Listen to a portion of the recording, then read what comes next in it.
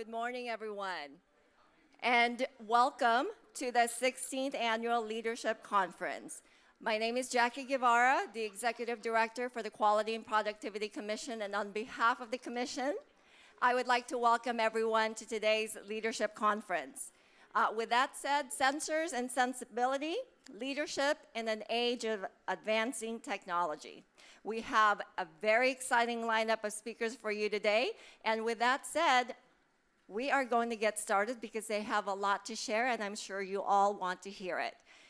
And let's get the show started.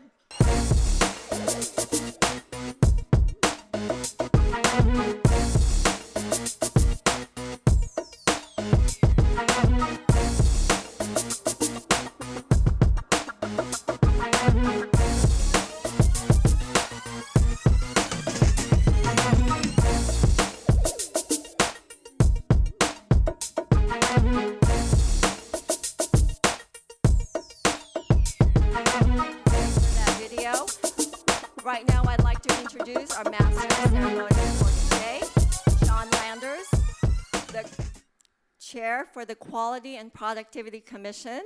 And with that, Sean, take it away. Thank you, Jackie.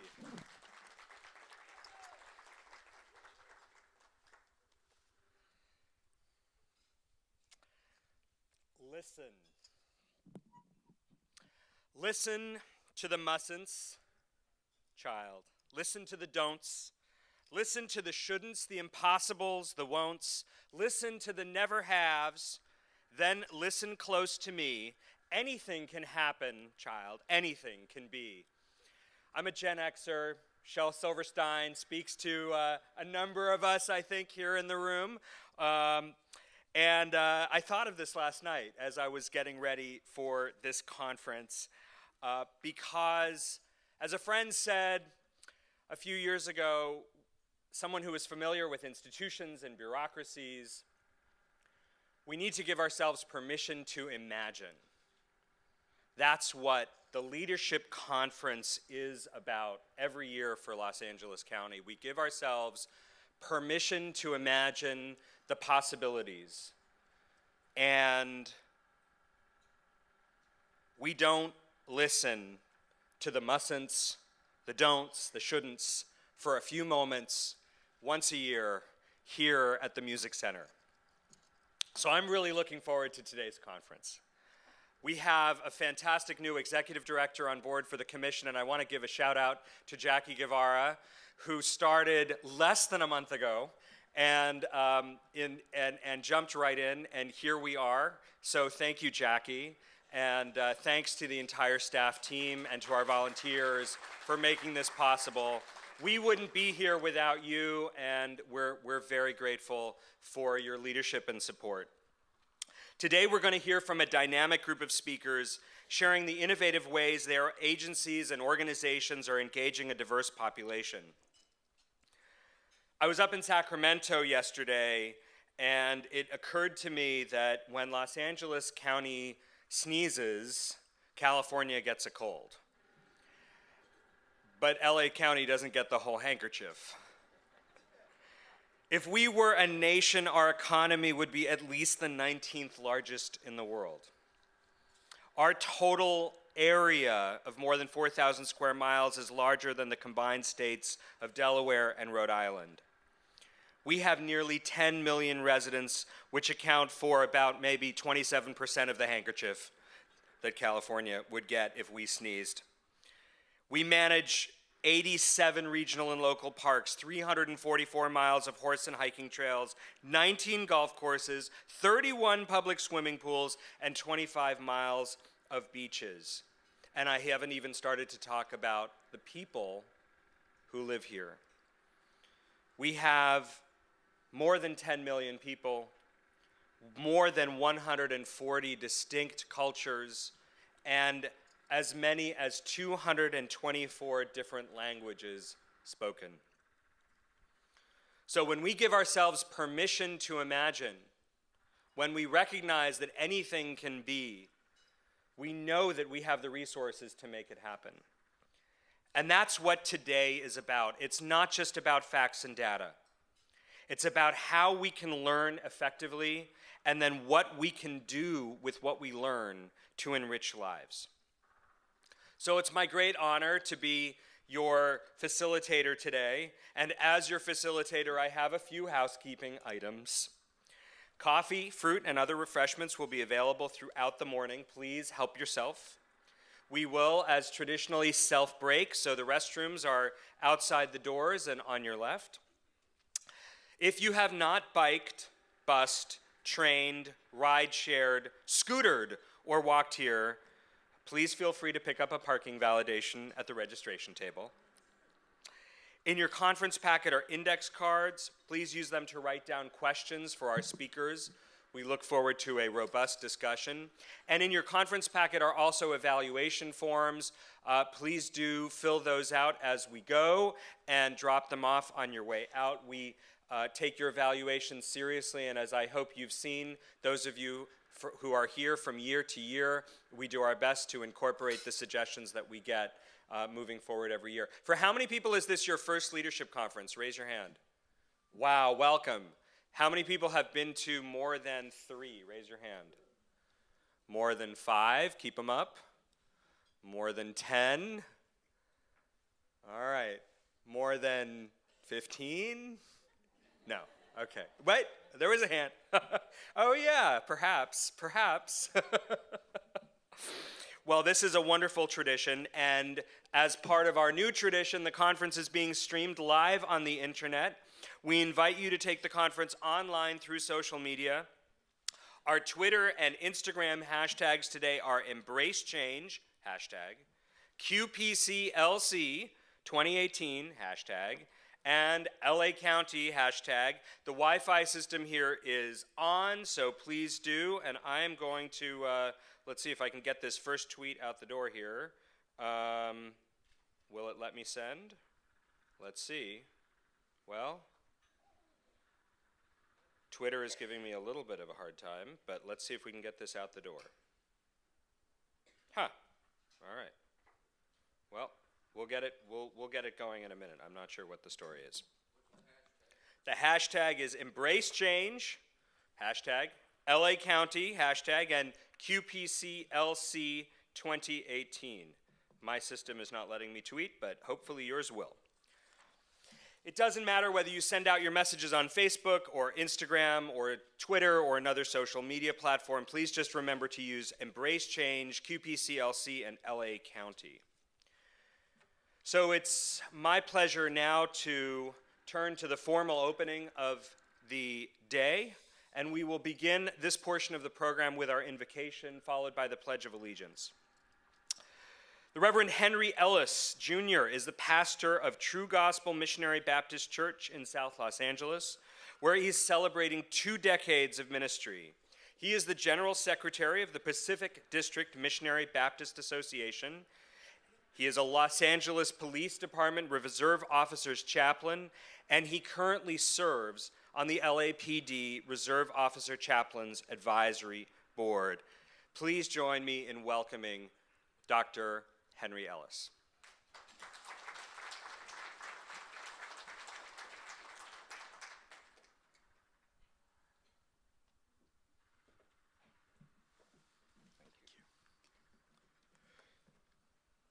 Shall we bow?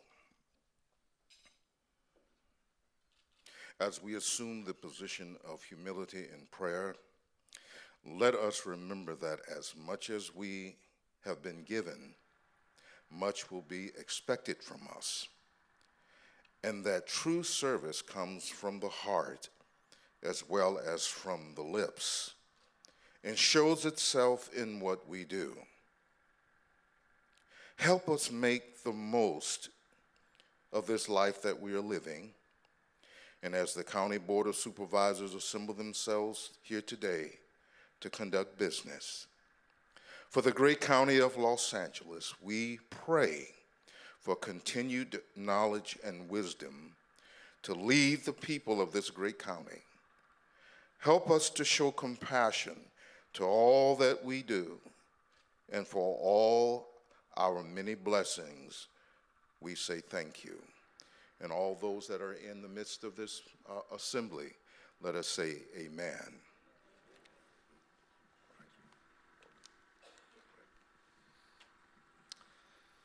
Thank you, Dr. Ellis. Leading us in the Pledge of Allegiance will be Petty Officer 3rd Class Joel Castellanos from the county's Department of Military and Veterans Affairs.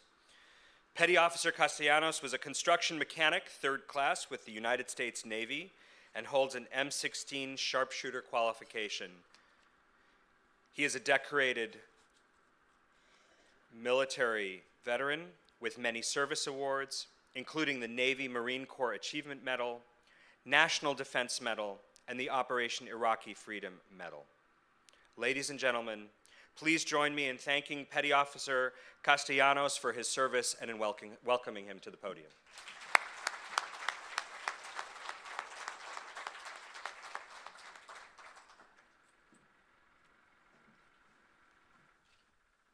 Good morning. Please stand for the Pledge of Allegiance. And please feel free to join me as well. Place your right hand over your heart. Ready? Begin. I pledge allegiance to the flag of the United States of America and to the republic for which it stands, one nation, under God, indivisible, with liberty and justice for all. Thank you.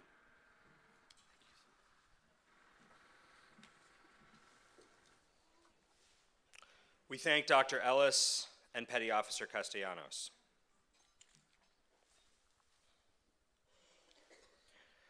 The Commission values its collaboration with the Board of Supervisors on this annual leadership conference and the many other activities on which the Commission embarks every year.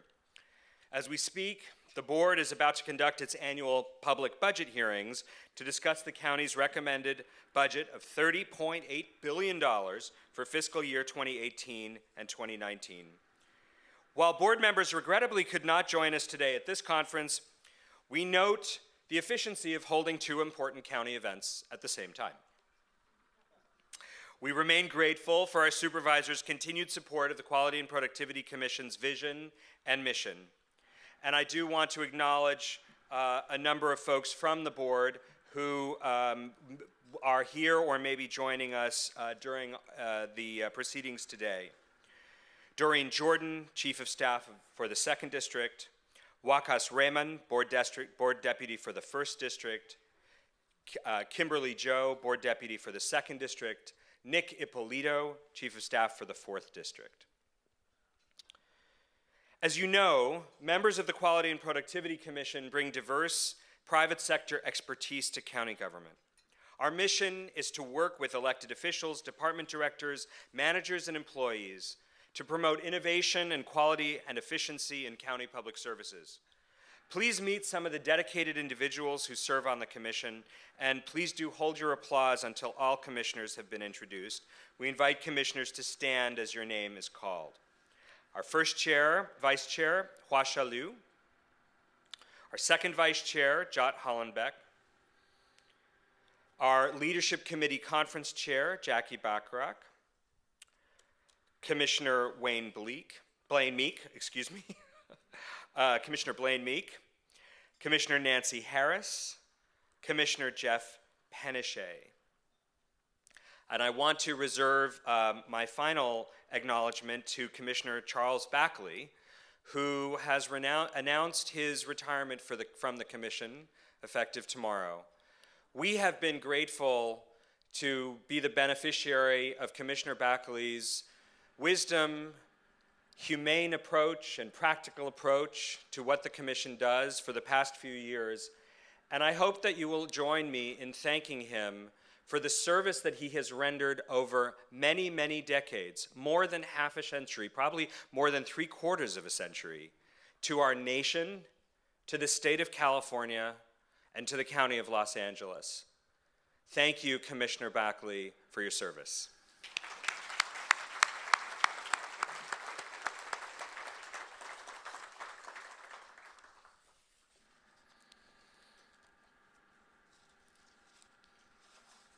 Our theme today is Sensors and Sensibility, Leadership in an Age of Advancing Technology.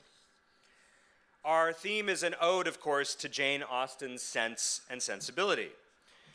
In the book, the two words meant opposites, practicality and emotion. In today's presentations, we will explore both of these, practicality, productivity, and efficiency, as well as emotion, speakers with passion for their causes, as well as our shared pride in the quality of county innovation. I believe we have a video to kick off this first segment before I introduce our first speaker.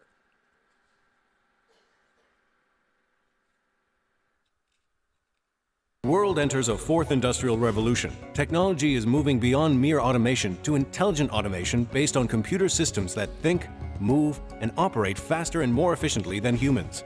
The pace of change is exponential. Consumers, producers, and governments are working hard to keep the pace, while recognizing the massive benefits this brings. The development of new technologies brings novel capabilities, and with them moral questions not deliberated before.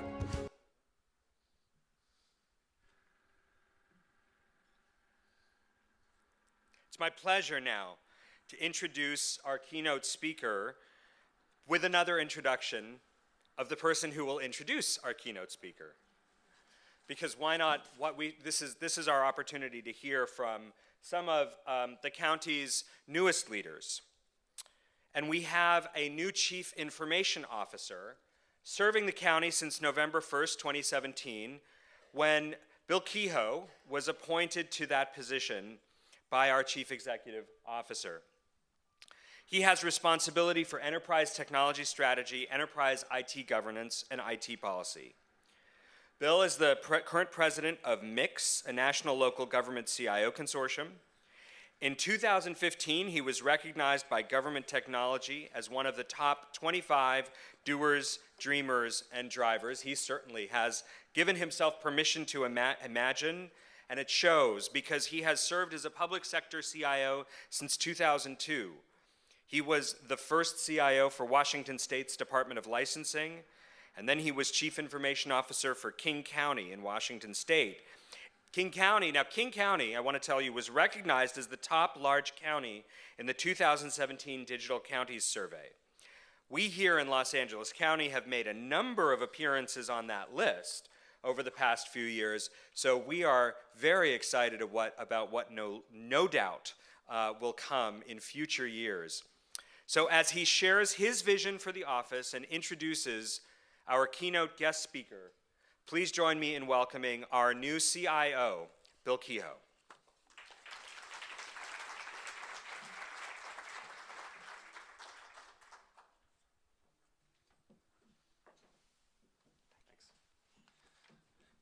Thank you, Sean. Good morning, everybody. How are y'all doing? It's great to be in such a great audience with the leaders as yourself and doing the great things for the residents that we serve. I'm really excited about the conference today and the theme. You might say, well, this is a technology conference, but it's not, because technology is nothing without solving business problems, right? And that's how we need to use technology. That's how we need to think about technology. And as technology advances, our jobs as CIOs from around the county is to work with you in the departments to better understand where your needs are, where your pain points are, and how we can help you provide better services, improve services to the customers that you serve, how we can improve your back office functions with technology, and how we can transform the way we work and the way we serve our residents. So it's an exciting time. It's an exciting time. My vision for LA County and why I came here from King County, which was a great county to work in, is that I believe this county should be the greatest county in the country, and we should be leading the way with technology and innovation and how we solve business problems and how we serve the many residents of this county. So do you believe that? Yes. So let's work together as we move forward. And we have a lot of work to do, but there's exciting things happening already, exciting things that are going on in departments with innovation As I travel around and visit the departments, I'm really impressed with some of the things that I've seen and how they're using data and how they're using technology to really serve the residents in a greater way. So I've been asked before I introduce our keynote speaker, I'm not the keynote speaker, by the way, but I can talk for a long time, so please keep me honest. To talk about the Office of the CIO and kind of the vision that I have and that my office has for the county. And I will say I've only been here 6 months, but as I said, my vision is to use technology in greater ways to help serve our residents, improve the services, and to improve the way we work in our departments. So technology by itself, just for technology's sake, working with cool technology, that's not our mission. Our mission is to integrate with you, our business partners and our leaders, to help you with your business problems. There's exciting things out there, and we have to help you imagine how technology can transform the way you serve your residents and the way that you serve your staff. So that's really the vision. And our department of the Office of the CIO, I would call us more of a digital integrator, if you will. Our job is to look across the enterprise and to tie departments together in terms of technology solutions. So we're in charge of IT governance, bringing technology leaders together so we can collaborate and develop common strategies and solutions and architectures that we can all use across the county. We have a robust information management program where we're bringing data across departments and linking data by client so that we can better see where and what kind of services individual clients had. That will help this coordinated care effort so we can better serve, again, our residents that have services from us. We're looking more at the outcomes of services rather than the inputs and how effective services are so that we can make those adjustments. But data is a key for us as we move forward. Integrating data across departments and within departments is what's going to make us great and greater than we are today so that we can really analyze how our programs and services are doing and where we need to make adjustments. And so we're really focusing on that. Along with cybersecurity, that's a focus for us in the Office of the CIO, again, from an enterprise perspective, working with departments, making sure that we're doing everything we can to protect the data that the residents put us in charge of. And that's a key thing for us to look at policies and standards and tools so that we're protected as much as possible. Another key responsibility of our office is our strategic plan. And you know, I know that many of you, when you hear the word strategic plan, you think of days in locked conference rooms where you have to, you know, argue over words in a mission statement, right? And that's not the approach we're taking. But we are launching, I think, a pretty agile process where we're bringing together the business and the IT leadership across the county by clusters. And we're going to have a 2-hour workshop, and we're going to talk about, you know, your business vision and mission and where your capabilities are going and what your strategies are, along with technology and how that could help you further that vision. And then we're going to put together some enterprise strategic goals, and those are going to be very dynamic, and we're going to measure progress, and we're going to use those as part of our budgeting process and for funding projects. Again, aligning with department goals and the enterprise strategy board priorities of the county. So I'm looking forward to that, and again, that really brings together the IT and the business leadership of the county, which is essential. One of my goals here is to elevate IT from a back office function to a strategic partner with a business. And what that means is that we're at the table with you as you're talking about your strategies and your goals, and we're helping you envision the future. That's very important. So IT in today's world, if we're not at the table with you and we're not strategizing and help you envisioning how your services and your products and your back office functions, how they could transform and change, then we're missing out of a key component of how to use technology to further our mission. So that's coming soon, and I hope that if you're invited to that, you'll participate, and together we can create a new future for LA County and your departments and how we serve our residents.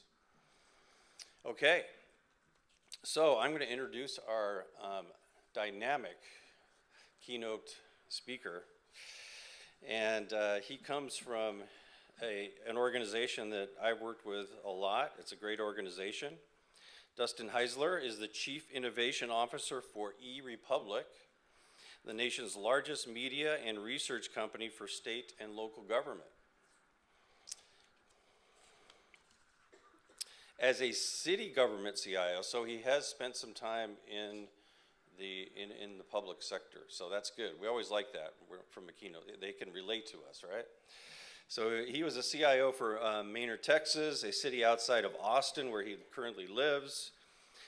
Heisler quickly built a track record and reputation as an early innovator in civic tech. Heisler joined California-based Spigot as a Director of Government Innovation. While at Spigot, a company that makes crowdsourcing and innovative management software, Heisler developed design and deploy innovation programs for New York City, Bogota, Colombia, and even part of the space program through NASA's Langley Research Center. Notably, Heisler developed, design, and launched one of the first government open innovation programs in the United States in 2010, which was early, which received global recognition as a new model of citizen engagement and innovation. So the key word here is innovation. Dustin has obviously done this throughout his career, and that's an aspect that we are really looking for, is how do we innovate, do we create this culture of innovation in LA County so we're constantly innovating, assessing, and introducing technology as it becomes available into making improvements in our services. Dustin was named a Government Technology Top 25 Doer, Dreamer, and Driver in 2009 and has been featured in Wired, Fast Company, The Wall Street Journal, and Today Show on NBC. Wow, a technology guy on the Today Show. This is going to be interesting. Dustin has worked with numerous Fortune 500 companies, government agencies, academia, and nonprofit across the globe on innovation and engagement strategies. He graduated magna cum laude from Le Tourneau University with a Bachelor's of Business Administration, and he's a frequent speaker on innovation and also serves on numerous public and private boards throughout the world. So we're really grateful. Come on up, Justin. Justin.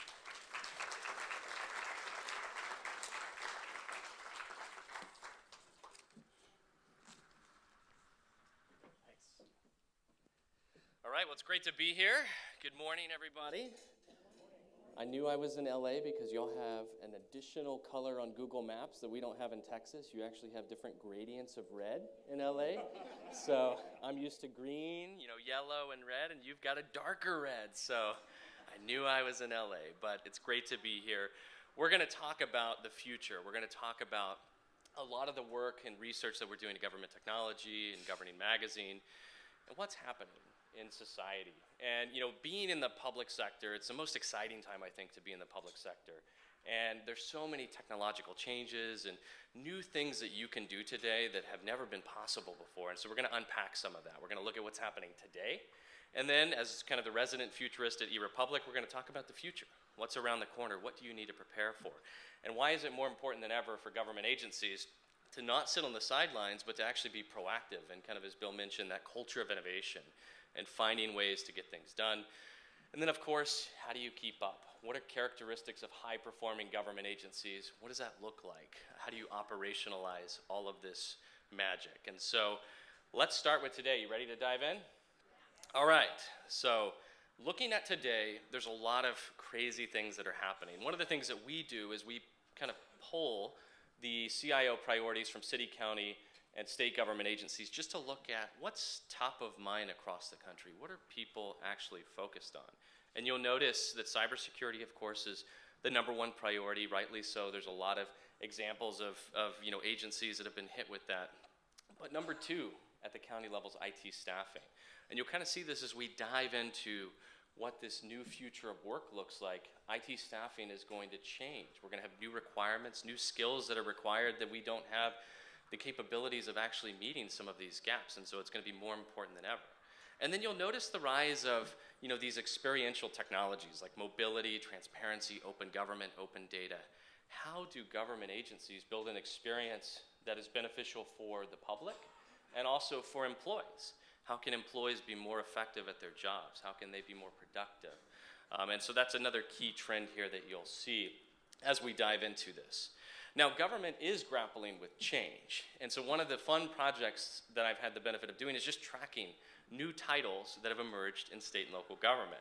And there are actually now 30 new C-level positions in counting in state and local government alone.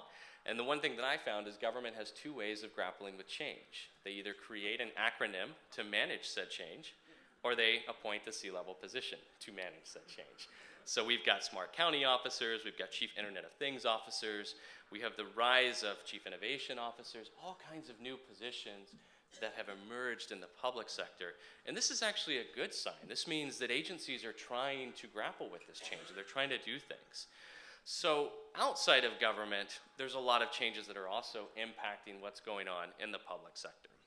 There's 7.53 billion people on planet Earth.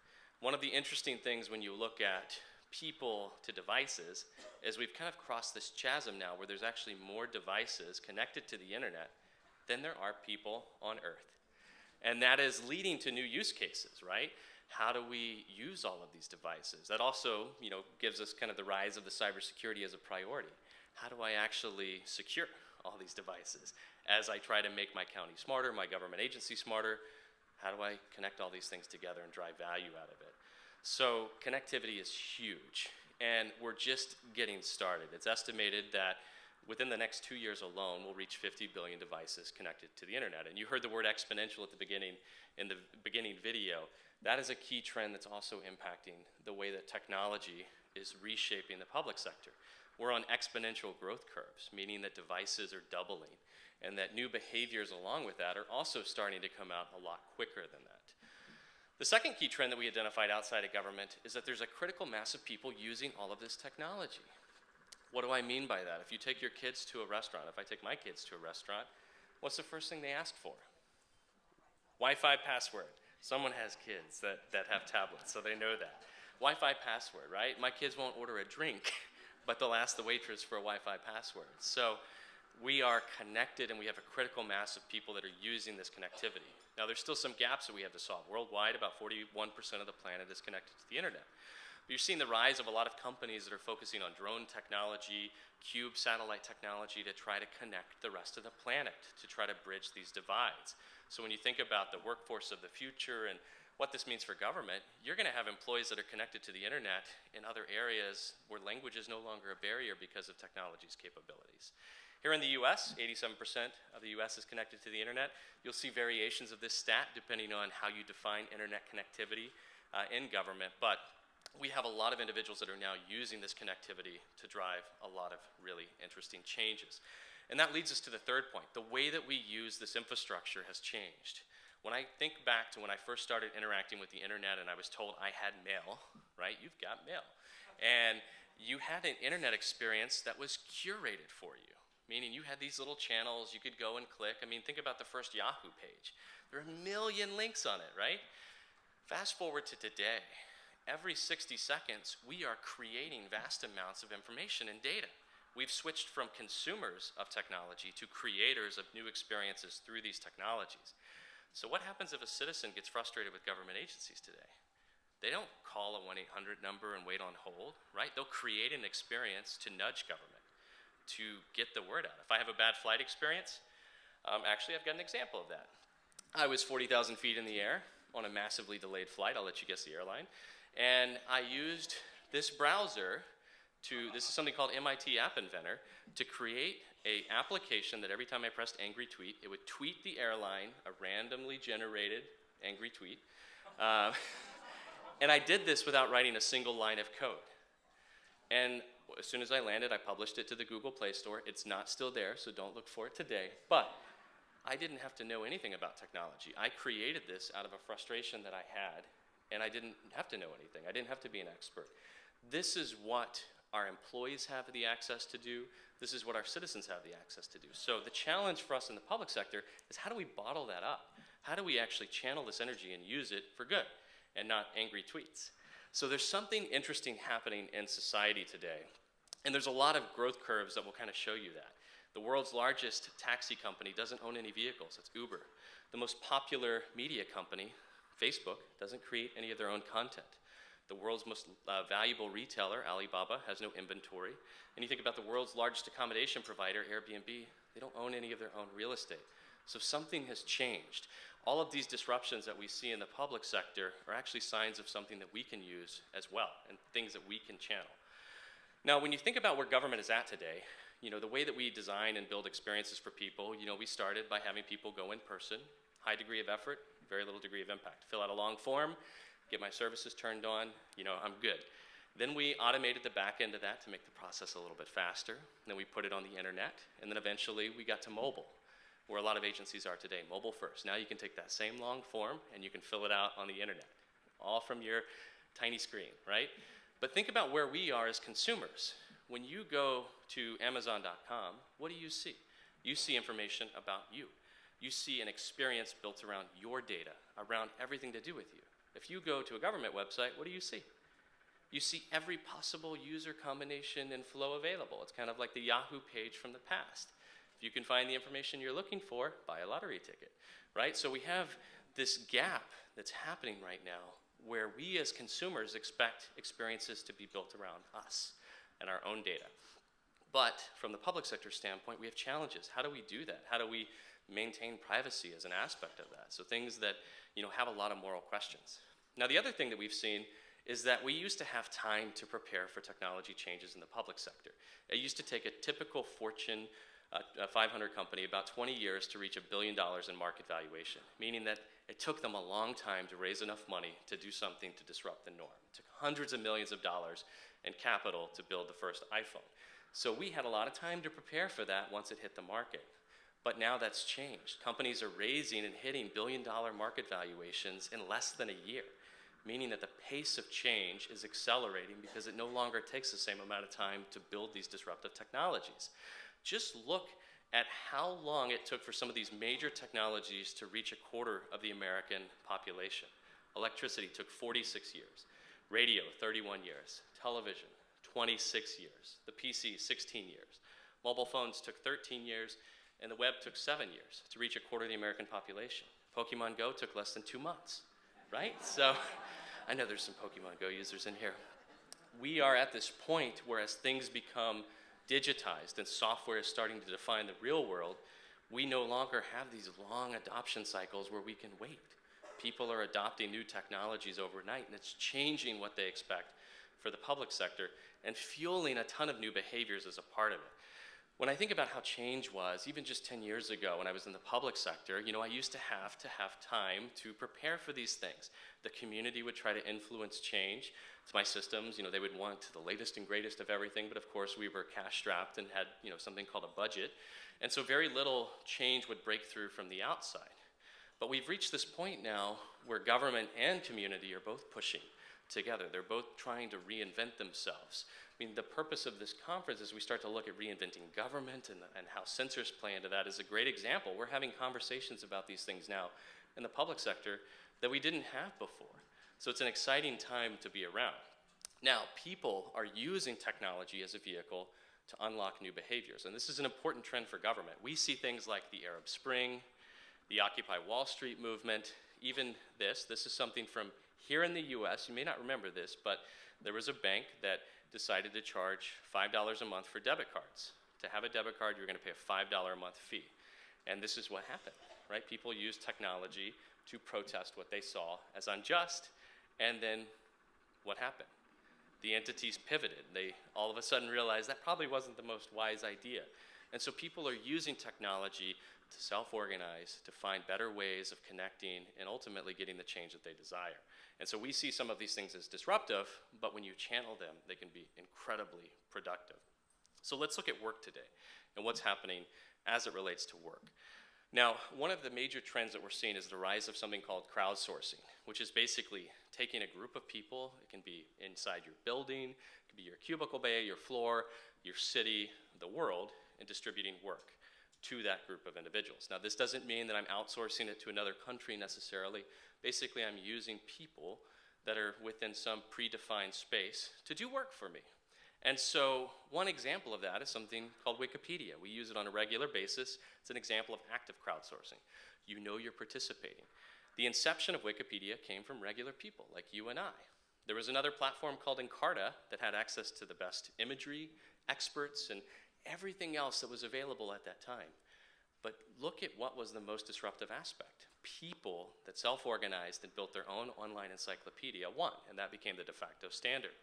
Now, there's other examples of active crowdsourcing. TaskRabbit. I live in Texas. I bought a smoker barbecue pit. It came in a box that looked like it was from IKEA. So I posted a task on TaskRabbit and had someone come to my house and assemble said barbecue pit. It took them a long time, and I doubt they'll ever do that again. But they completed work for me as an aspect of, trying to monetize the excess time that they had. When you look at applications, even like SeeClickFix is another example. We all hit potholes on a regular basis. I hit probably far too many living in Texas.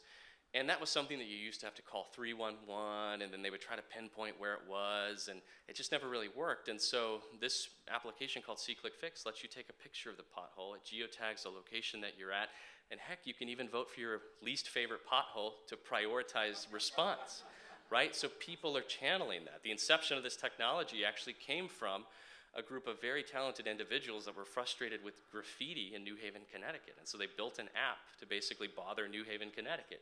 And now government agencies are customers.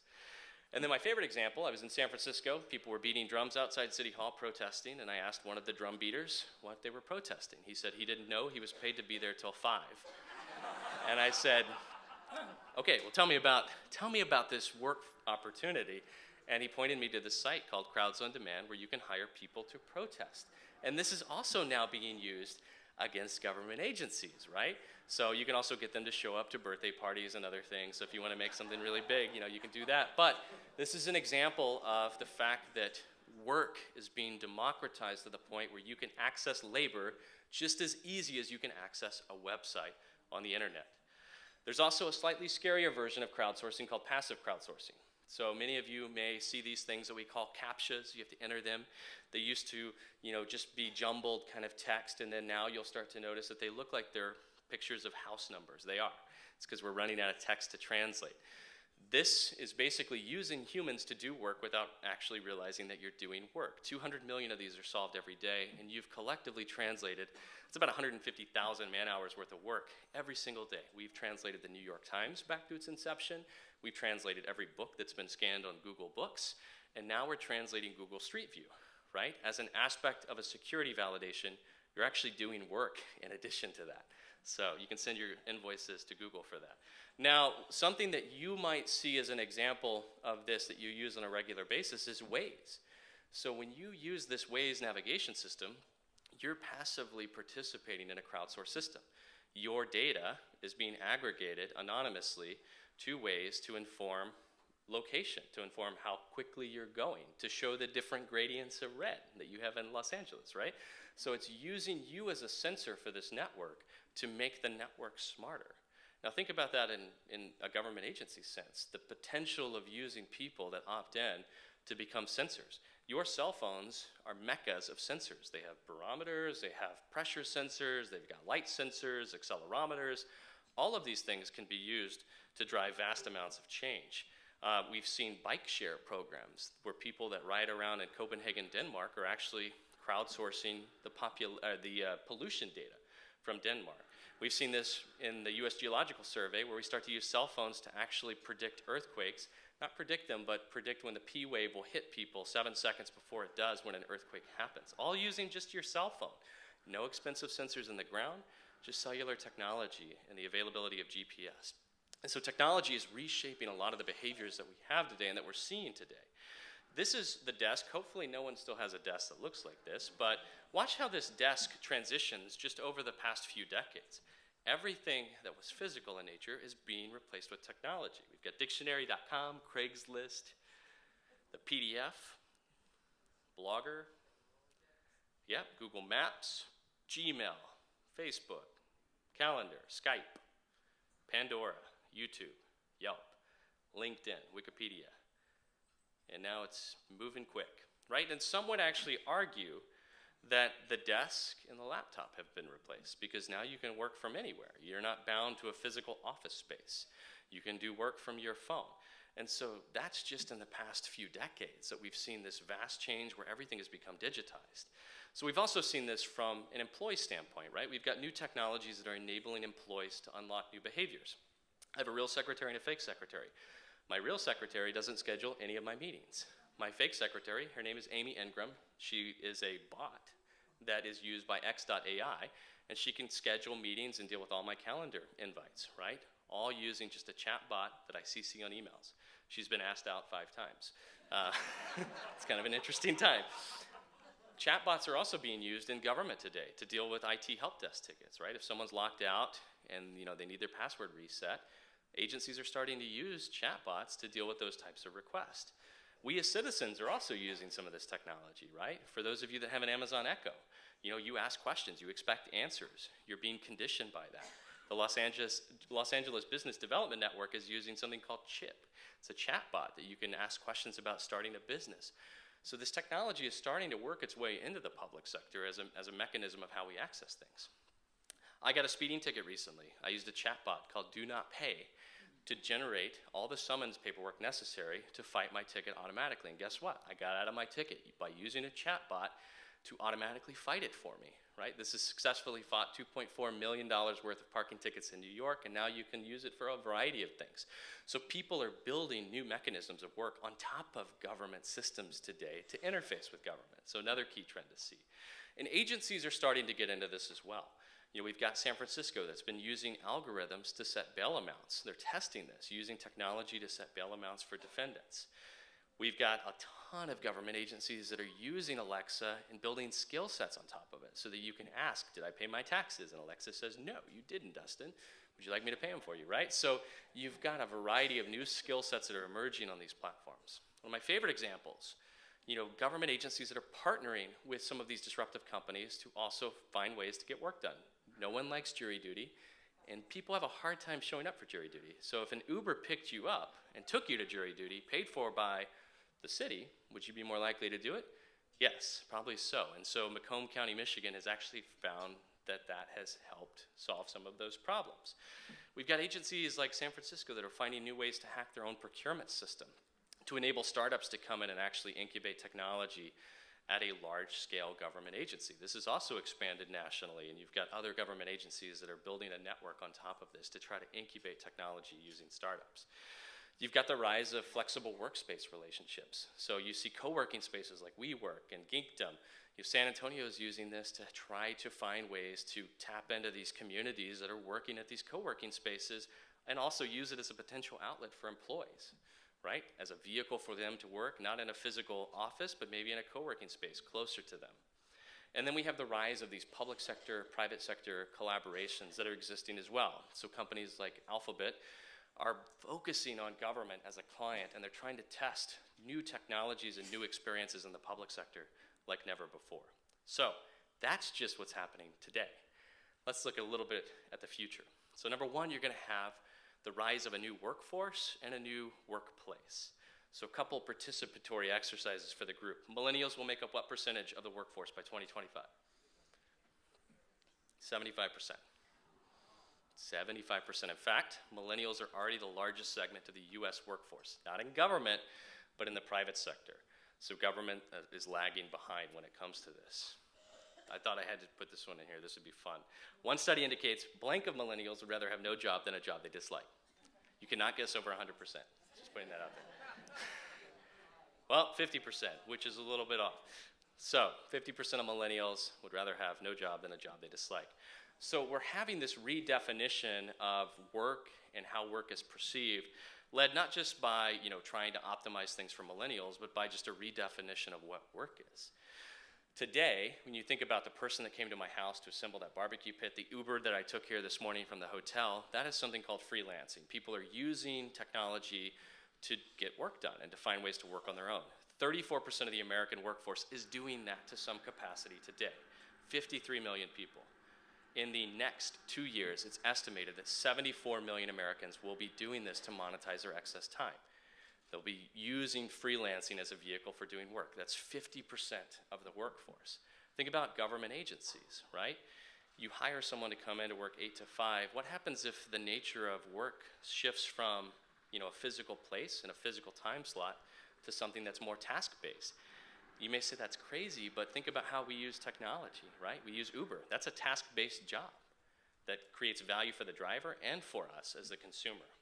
So the future of work in the workplace will look very different. It will be distributed. You're going to have some people that work for you and some people that don't work for you that coexist together. It's going to be decentralized. We're seeing new models of organizational management enter the public sector that are creating lots of rapid change. And it's going to be engaged, because if you've ever hired a contractor, it's a mutually beneficial relationship. If it doesn't work out, one side can walk away.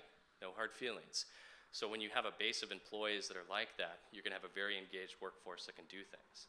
So now, how will this impact behavior tomorrow? Well, I have to acknowledge the automation question that's often brought up as an aspect of this. This is some interesting data that was put out by the federal government. If you make less than $20 an hour, there's an 83% chance your job will be replaced by technology. If you make between $20 to $40 an hour, there's a 31% chance your job will be replaced by technology. And if you make $40 an hour or more, there's a 4% chance. Now, this doesn't always tie back to the individual titles, but it's important to know that automation will create real change within the workforce. It's already starting to happen. We're seeing autonomous roles already start to emerge within different areas of the country. We've got autonomous self-driving garbage trucks that are being tested. We have a life-saving drone that's been a concept, but it actually saved someone's life overseas as a first use case. And these are things that augment people. They don't replace people completely, but they augment them and allow them to become more productive, because humans are still in control, orchestrating and architecting these solutions. But when you think about positions today, we also have to start to think about some positions in the public sector may be defined by software, and they may have a new connotation with what it means to be a manager in the future. We did ask government agencies, I thought I'd include this because it was kind of fun, what was most likely to be automated in government? And number 1 was permitting, number 2 was human resources onboarding, and number 3 was personal action request, right? So these are things that can be automated and augmented by the employees that are there. So really interesting things. So another thing along this line when it comes to behavior is new ways of work. So we've seen the holacracy model, which was most famously rolled out in Zappos, also applied to government agencies. The State of Washington Information Technology Authority, WATEC, is actually using holacracy, where they've scrapped titles as you know it, and they hire people based on skills, and they move around and evolve within their organization based on the skills that they have. And this is a state-level agency. So lots of different things here. We're also going to see new behaviors around devices. So BYOD was a big thing when I was in the public sector. It's now BYOA.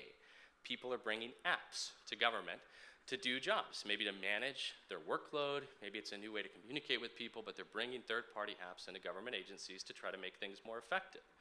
We're going to see new ways to interact and interface with information. Using our hands and using virtual reality, you may say these things are only for gamers and it's a gaming thing, but it provides a new way to actually interface with the world. And as the price point of these devices become more consumer friendly, it's going to shift how we consume information. And guess what? It's a new platform that we have to be able to support. We're going to see the rise of augmented reality. As government data, we're hordes of data in the public sector are going to have to be unlocked so that people can access that data using new augmented reality technologies. If you have an iPhone, you already have something on your iPhone called ARKit that allows you to overlay information on the real world. I overlaid a Porsche in my driveway, but it wasn't there when I put my phone back down. So you can overlay all kinds of things on the real world, and this is one way to make data consumable, both for government agencies and also for the general public. I mentioned the fact that our devices themselves are meccas of sensors. So you'll see more agencies that start to tap into using sensor data, opt-in only, from people to do hyperlocal weather forecasting and all kinds of different things. Why didn't government create Waze? Why didn't government create Uber? there's lots of new things that we can do to become more effective by reverse engineering some of what makes those companies so disruptive. You're also going to see new skill sets that are required. When you think about the future and the fact that vehicles and other things may be hacked, that's going to create new challenges and new gaps, because these are local issues. People are going to go to their local government agencies and say, hey, someone stole my car by hacking into it and drove off. How are we equipped to deal with these new use cases at the local level? This isn't a federal play, this is a local play. And so we're going to start to see these more at city and county levels of government and how we respond to them. We're also going to see new forms of creation. And so we've heard about 3D printers and have seen a lot. This is the first 3D printed bike. But we can also 3D print in new materials, which are going to unlock all kinds of new use cases for work. This is a 3D printed apartment building that was done in 10 days. And we're going to see 3D printed infrastructure like bridges and other houses. So this is rapidly changing, but as we've started to shift from plastics to concretes to metals to circuitry, you're going to see a rapid pace of change when it comes to that. So now, hopefully you're not too overwhelmed. Let's talk a little bit about how you keep up.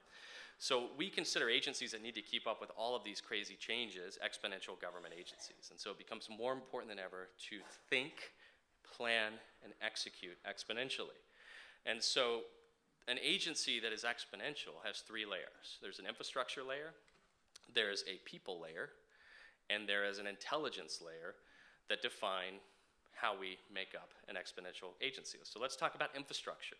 So some of the key characteristics that we identified: agencies that are really focused on trying to think and execute and plan differently are leveraging scalable infrastructure, they're using connected IoT devices, they're leveraging open data, and they're using data standards.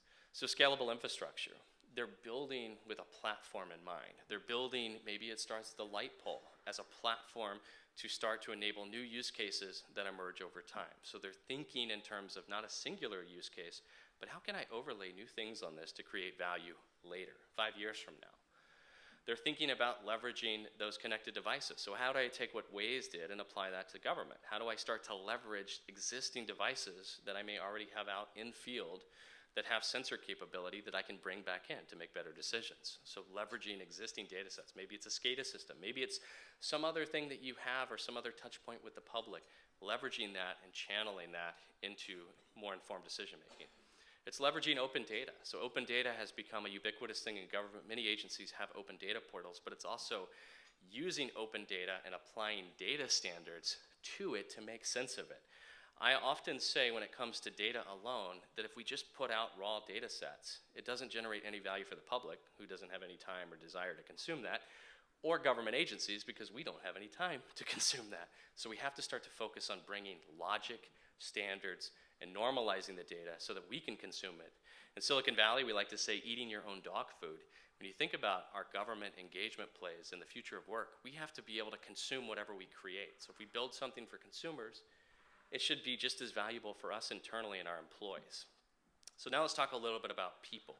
So exponential government agencies are using crowdsourcing. They're crowdsourcing work and task. And it doesn't mean you're going to be able to start by saying, I'm going to crowdsource my chief information security officer to the public, right? That's not where you want to start.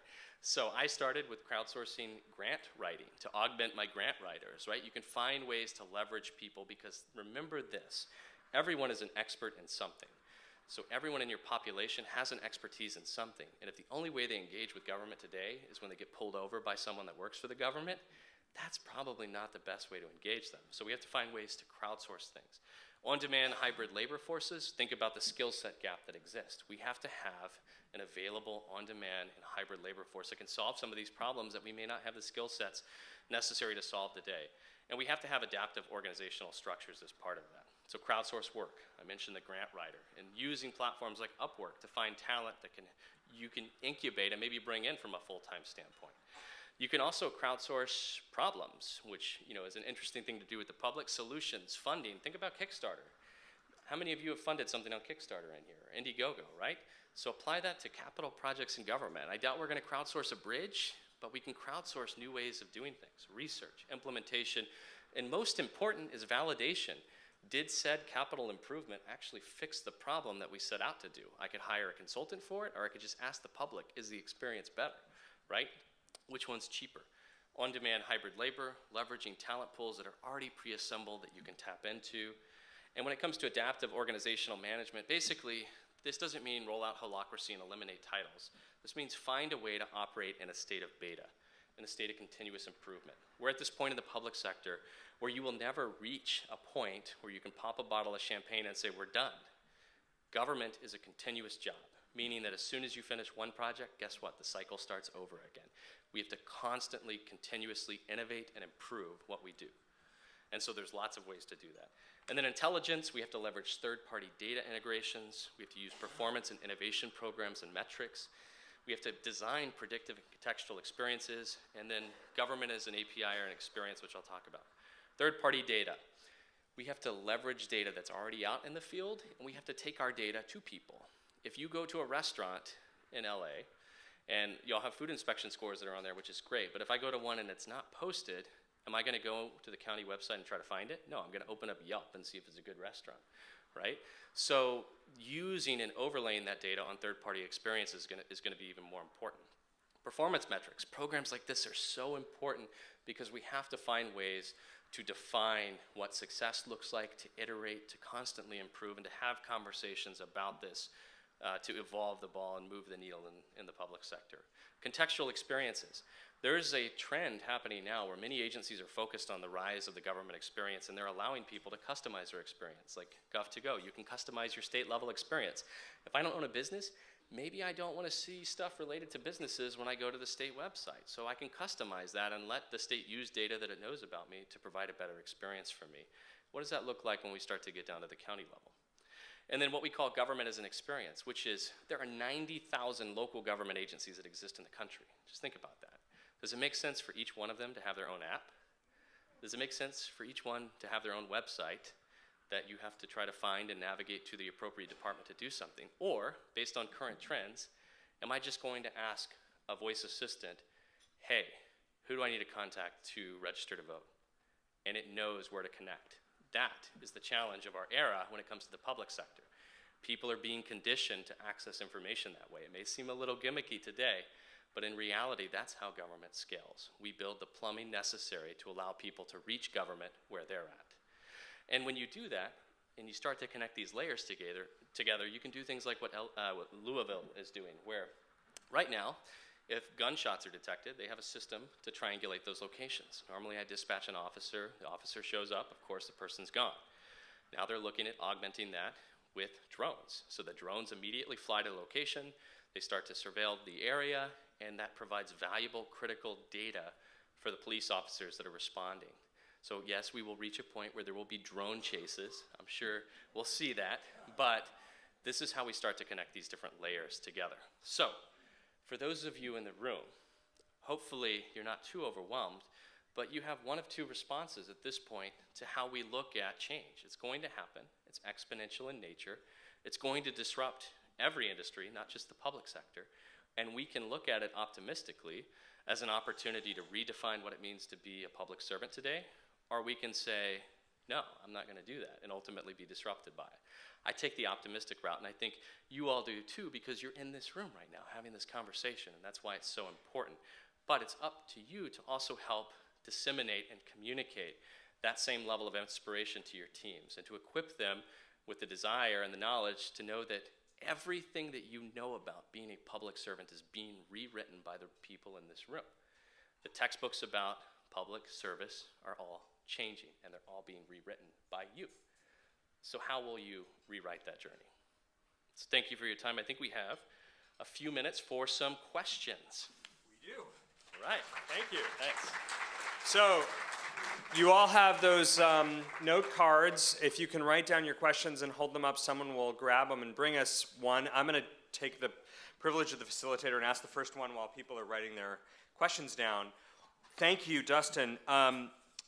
Yesterday, I was in a hotel lobby, and I was listening to a nursing home executive present on social media and all of these technological issues, which, you know, you don't think of that as a priority for nursing homes, but Yelp, right?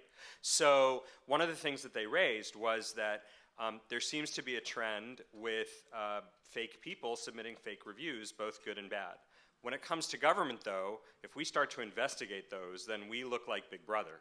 And you raised the question of drones, which of course is a hot topic in LA County and the city of Los Angeles and other cities because of our concerns about community relations and equity and inclusion and structural issues. So how have you seen communities balance those concerns about privacy and equity and making sure that when government engages in this work, we're doing so in as inclusive and equitable way as possible? Yeah, great question.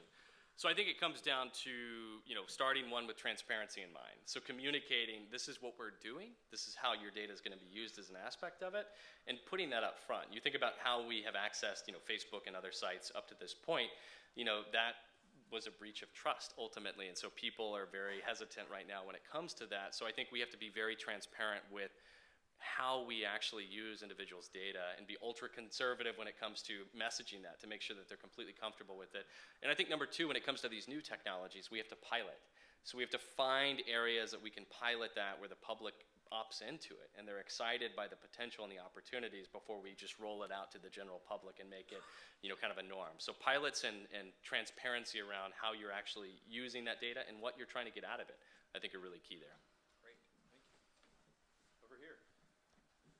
When we're not discussing politics on Facebook, we're not discussing what our pet looks like. The topic I've seen come up more often than any other on the 1,500 people I connect with on Facebook.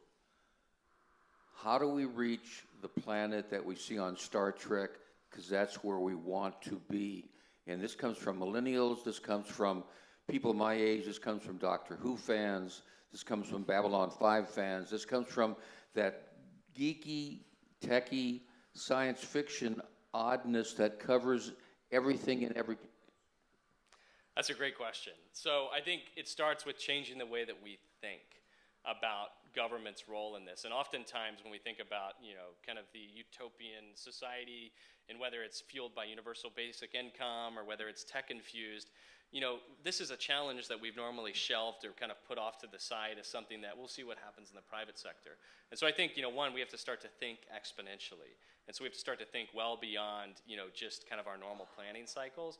And now that change is accelerating, we have to keep that in mind. And I think we have to tap into expertise that may not be at the table for that too. We have to tap into some of those experts, some of the, academics and other individuals that may not be a regular person that we engage in planning in the public sector, and start to look at the macro of what's happening and where we want to be and how we want to define that. So I think that's kind of where I would start. We have time for one more question. All right. Hi there. One of the questions that we were discussing before you spoke, you mentioned data standards in passing, but the challenge between taking advantage of competition between all these different app providers and software system providers, and yet them not being compatible and so not being actually usable. Can you give a concrete example of a way of promulgating those standards without squelching competition? Great question. So I would start with procurement. I would write the ability to standardize and extract data in a procurement before you do it. Now, if you have legacy tech, of course, you've got the challenges with the fact that, it's an upsell, it's proprietary, how do I deal with that? So the way that I deal with it with new tech, procurement, old tech, it's helping them understand the value of standardizing that. And so, I'll give you an example. There's a company called Excella that does permitting. And so permitting is a very proprietary space. There's lots of different players. They all store data differently. So they created a standard called BLDS for Building Data Standards. And they open sourced it. Not the core of their product, but the standard, to let other companies actually leverage that and use that as an aspect. And so I think in agencies, it's starting to look at ways to encourage that behavior, and also, ways to bake that in as kind of an aspect that you need in every platform that you have going forward. So it's kind of helping them realize that community aspect of the value that they get. They can still have proprietary systems, but at least you have the same data standard where you can get value out of it. Do one last one? Sure. One last question. All right. Yes, you mentioned behavior versus technology, or behavior and technology. And it piqued my interest in terms of how prevalent is behavior in the evolving of technology. Okay. I love that question. So one of the things that we realized is that technology is on an exponential growth curve. So you have this doubling effect applying not just to transistors, but connected devices and all kinds of things. Behavior is also on the same curve. So as these doubling effects happen, you have more rapid behavior changes over time. I'll give you an example. 2010, 2011, the hottest cybersecurity term that we were all rebelling against was location-based services. Anytime you saw an emblem on your phone that said something was accessing your location, we freaked out as society. In fact, every major kind of website at that point said, disable GPS from your phone. You don't want third-party apps accessing it. Right now, fast forward 8 years from then. Now, if I request an Uber and it picks me up 3 blocks down, I get mad, right? I get irritated because it doesn't have my exact spot. So our views of data privacy and our behavior associated with that shifted for the convenience that happened as a result of that technology. And privacy is just a warm-up act. And when you apply that to all of the other things that are happening and the experiences that are going to be enabled for people, you're going to unlock a ton of new use cases that agencies are going to also be held to account to actually support and be able to do in the future. So great question. Great. Well, Dustin, thank you very much for a very informative presentation. And we are very happy to say that the PowerPoints for the presentations are going to be on the Commission website. So we don't have reams and reams and reams of paper for you as you're leaving. We're saving a few trees this morning, but the PowerPoints will be up on the website. So moving to our next feature, we've just heard about the future, and I will say to Pastor Ellis that thank you for his question. I thank you for your question also because, well, a technology that we don't understand, well, that's a miracle, right? He reports to a higher technology. So, from higher technologies to visions of the future, the truth is that in every department across the county, different teams and different leaders are giving themselves permission to imagine. And so when we do the leadership conference every year, we've created a new ideas panel to highlight the cutting edge initiatives that are already underway in the county family and could benefit from a little bit more light to share a new idea, to share a new implementation, maybe that something that some of you will take back to your departments. And we know that there have been some pretty great ideas and programs cooked up on the sidelines of this conference. I'm looking at John Wicker and the Natural History Museum and a few other folks, and it just so happens that our next 3 speakers lead dynamic departments that scale creativity every day, and they will discuss the use of technology for operational improvements and innovation, and along with the outcomes, both achievements and challenges that they have found. I'm going to introduce all of them at once so you know what's coming, and we're going to invite them to come up. Why don't you come up while we're doing the introductions? Our first speaker will be Dr. Lori Bedeson-Varga, who joined the Natural History Family of Museums in October 2015 as president and director, having previously served as president of Scripps College. As you know, the Natural History Museum also includes the La Brea Tar Pits Museum and the William S. Hart Museum. And together, it is a museum of, for, and with LA. It's also home to the Urban Nature Research Center and the Super Project, which is the largest urban biodiversity study in the world. Dr. Bedeson-Varga is no stranger to social media and public engagement, so while she's speaking, please add hashtag #HowDoYouMuseum to your tweets about her presentation.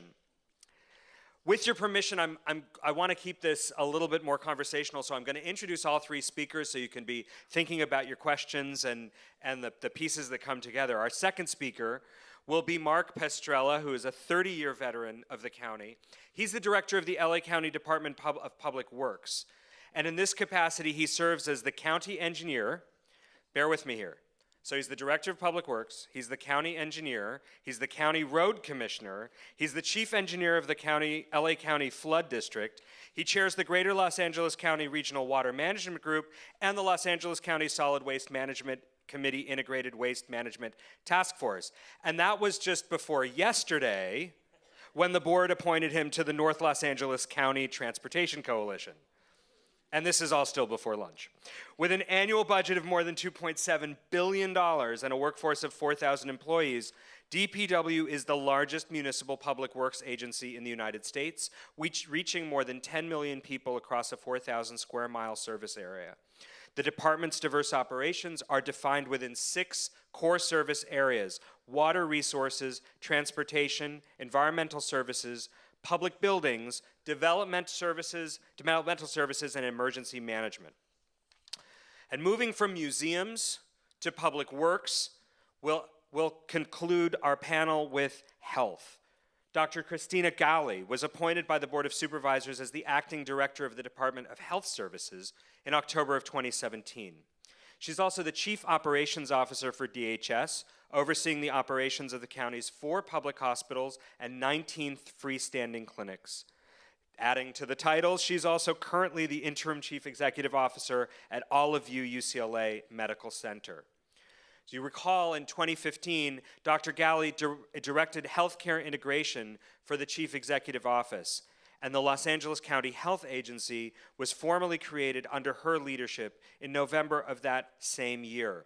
So we're thrilled to have Dr. Bedesin-Varga, Mark Pistrella, and Dr. Galli bridging these 3 diverse aspects of what it means for the county to serve its residents, but sharing a core commitment to innovation and the creative use of both sensors and sensibility to get the job done. And we'll start with Dr. Bedesin-Varga.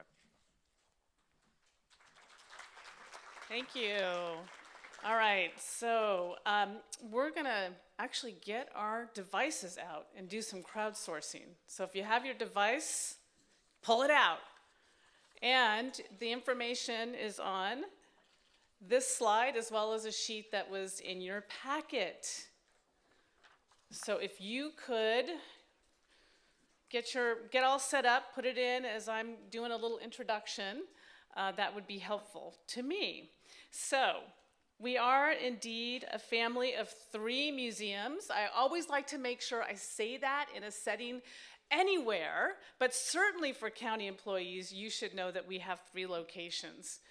We recently went through a strategic planning process last year. We re-embraced our vision to inspire wonder, discovery, and responsibility for our natural and cultural worlds. We created a set of 4 values that we hold and guide us in our work. We are inclusive, authentic, adventurous, and intentional. And we also created 3 strategic goals that guide the organization.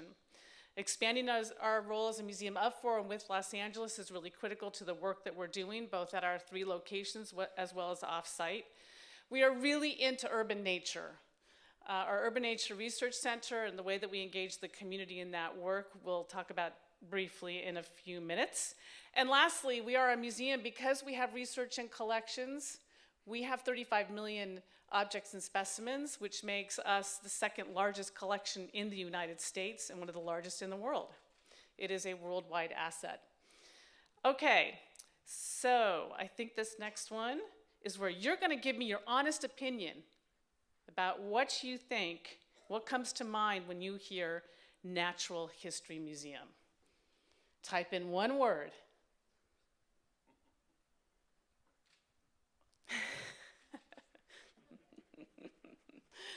This is the technique that we were using with our staff and with different stakeholder groups with our Board of Trustees while we were doing our strategic framework process and trying to use groups to indicate, some choices about directions that we should go in or get some ideas about how people saw what we're all about. And it is true that dinosaurs are the brand leader for the Natural History Museum.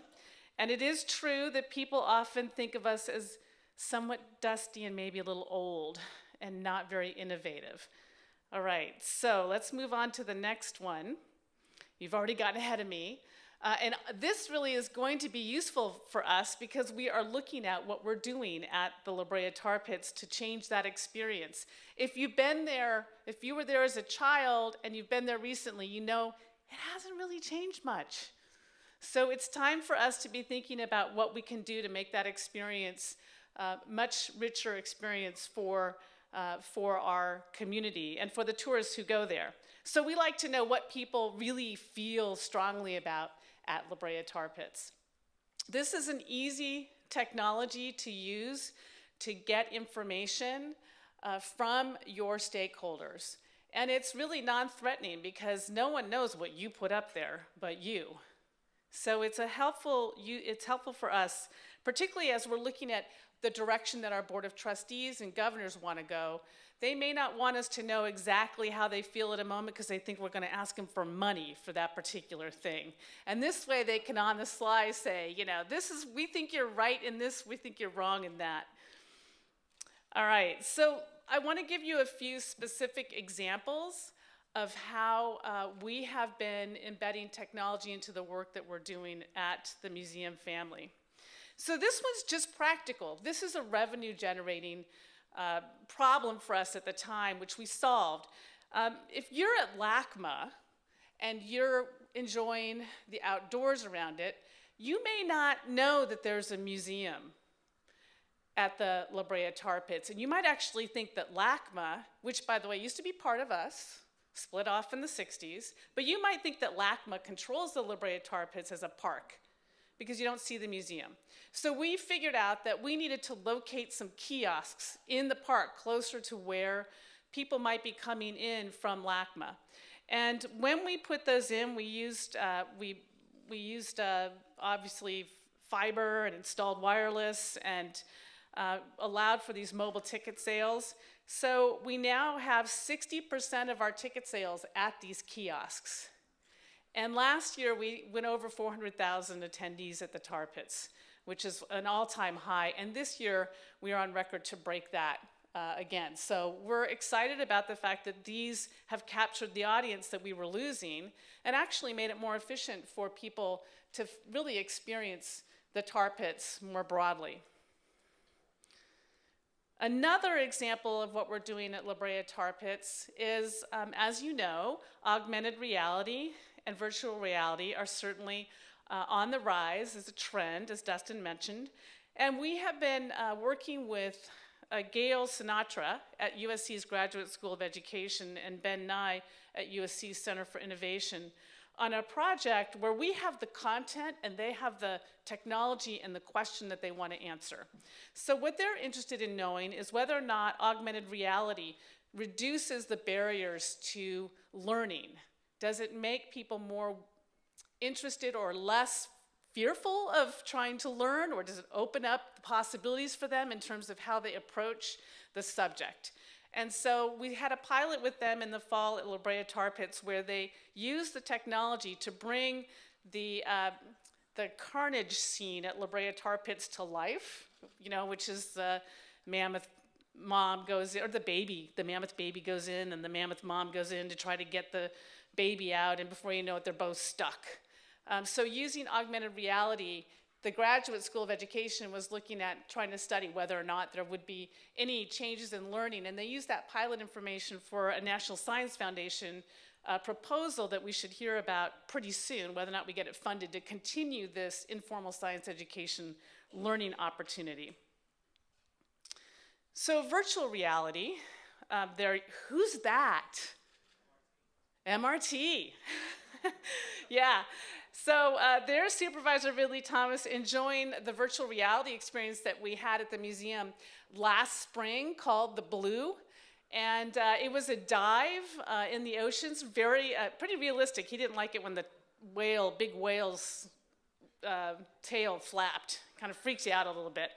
But he enjoyed the experience. What we learned from this is that our museum goers actually wanted to know more. They wanted the authentic, they had a lot of questions about what they were seeing, after they had this virtual reality experience. And we had some of our collections out so we could speak to the authentic with this experience. We also realized that it was awesome and cool, and it brought in a different crowd than we might normally have had. It was really intensive in terms of the people hours to do this. So moving forward, if we're going to do VR, we'll probably do something that's a little bit easier to launch than something where you're tethered and you have 2 guest relations people around one person. So we need to be more efficient in how we deliver those experiences.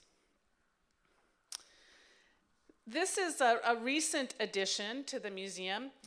The thing about the VR and the solo experience is that people come to museums for a social experience. They actually want to engage together and with their families, with their friends. And so we need to provide opportunities where people can be engaging with the content in an interactive way. If you go to the Natural History Museum or La Brea Tar Pits, you're not going to see people plugged in, keying in numbers, because that's not really how people go to our museums. So here, I really encourage you to come down and see Barbara Carrasco's mural, LA History, A Mexican Perspective, which is the first time it's been in a museum. It is a 16-foot tall, 80-foot long mural. It is spectacular, and the story of the mural itself is very interesting. When she was doing this project in the early 80s, she used the Natural History Museum's collections and the history curator to develop the historical vignettes that are in the Queen of Los Angeles' hair, as you see there. We created a touch screen bilingual, where in groups or as an individual, you can go up, touch the screen, and get information about the vignette that is in a particular section of that mural.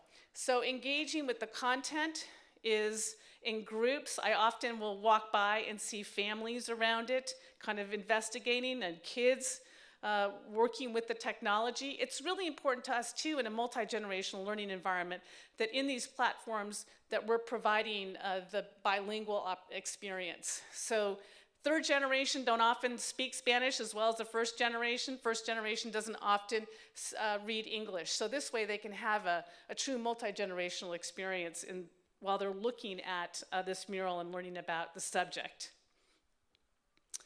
All right, City Nature Challenge and our Urban Nature Research Center. So this again goes to crowdsourcing. We have a series of projects that are looking at the biodiversity of Los Angeles County. Now you just imagine you're the lone herpetologist and you want to, at the Natural History Museum, and you want to know what lizards there are in Southern California. How the heck are you going to figure that out other than having other herpetologists who've done studies, or you get all of the people out in LA County taking pictures of the lizards they see in their backyards, or in their parks, or at their schoolyard. And that goes in through iNaturalist and app, and it feeds the research database so that we know what lizards are where. You don't have to know what lizard it is. It goes into a system where scientists are identifying what they are. Through this, our Urban Nature Research Center has identified first sightings of species of certain snails in Los Angeles. They've seen changing patterns in the way that certain species are within LA County. Part of that's related to the plant and nursery industry, right? You bring your plants in, they've come from another part of the world, and now you've introduced some new species into LA. We're using this to map the biodiversity. The other thing that we know is that we've got a lot more information now about animal behavior. Now, from a scientific perspective, our herpetologist is interested in a very interesting way that lizards, like you'll see them, one is grabbing the neck of the other. Okay, there have been 3 sightings of this in journals or listed in journals, and the belief is that it's lizard sex. So, our scientist wants to know, how common is this behavior? And on Valentine's Day, using social media, he says, help us document lizard sex. If you see this, take a picture. And guess what? He now has over 175 pictures of lizard sex. Okay, laugh, but it's really important to the herpetology community to have this information that he never could have collected on his own. And he can now talk about the fact that, you know, they have this relationship on the sidewalk, in a tree, on a fence. So it's actually animal behavior information that he's getting. And he's got a very clever way of finding out about it. We just recently finished the City Nature Challenge, which is pretty awesome. Went from 2 cities 2 years ago to 69 cities around the world this last April. This is really crowdsourcing on a very large level.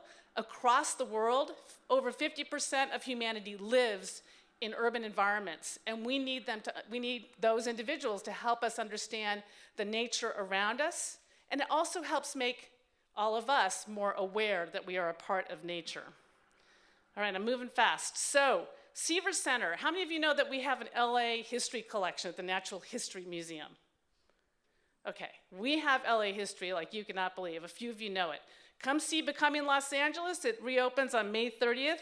We have our collections online. This is a great resource for individuals who are interested in their own family history. You can go and get information about whatever it is you want about your family home, your neighborhood, your family's businesses, but also about the way that life has changed in Southern California, and that's all online. So we're sharing our collections online so people can see what we have and then make the choice about coming in. On a more practical basis, we are right now looking at making a new website because ours is 9 years old. It's not mobile friendly, which means we're probably losing somewhere between $200,000 and $300,000 a year in revenue because people like to use their phones now to buy tickets. So we have to transition to a new, modern, responsive website that you can use on any device that you have. We're looking at Google G Suite options to connect the way that we're working together collectively. Chrome River, our CFO, has moved us to a paperless financial approval system so that we're much quicker internally with our approval processes. And we're starting to look at business intelligence programs. We need to figure out how to collect consumers' data and use that appropriately within our organization to advance our needs and our work. So we've got a suite of those that we're starting to look at as well.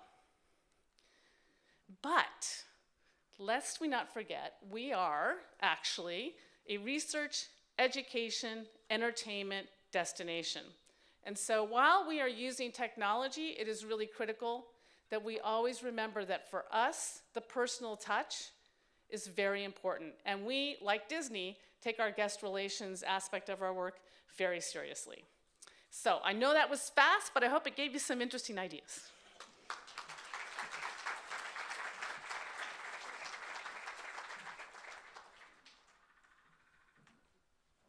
I learned a lot. That was cool.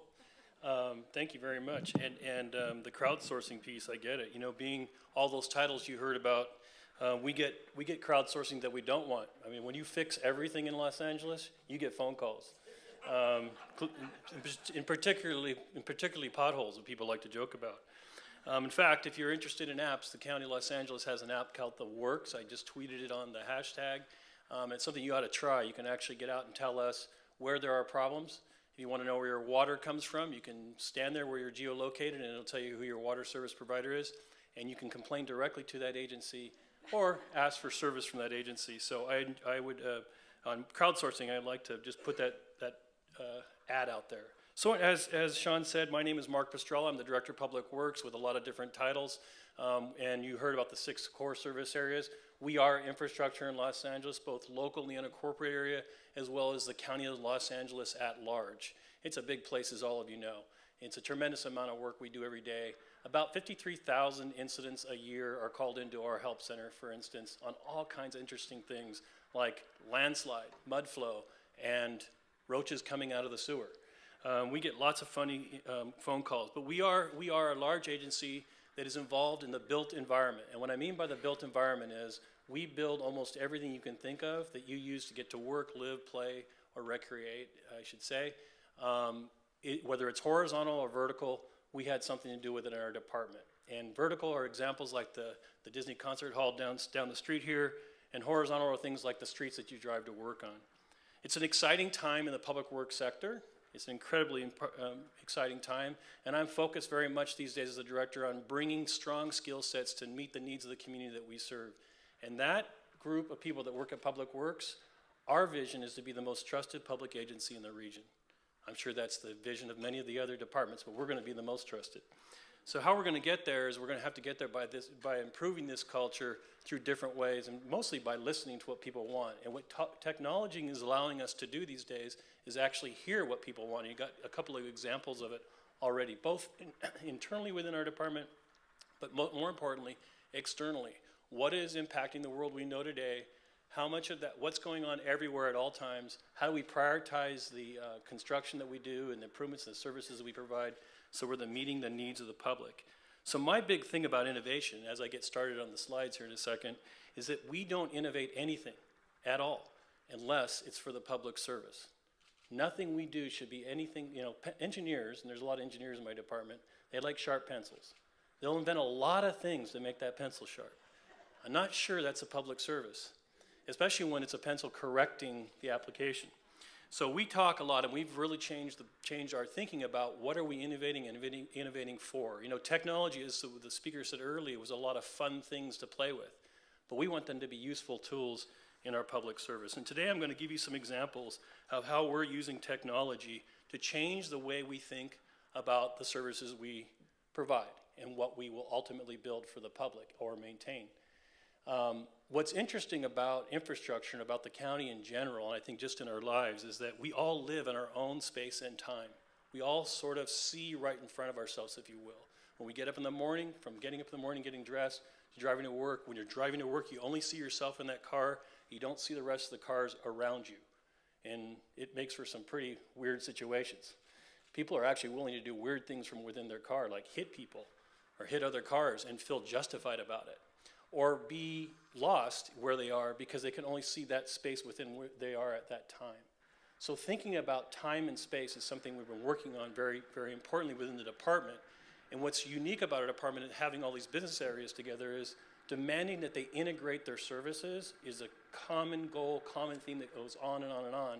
And we're trying to improve upon that integration. So let me give you an example here of living in our own space and time and how we might see things differently if we can always step back a little bit.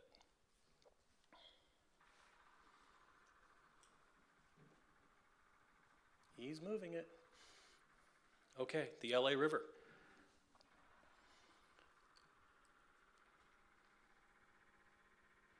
The LA River. It is a river. It channels a lot of things, including stormwater.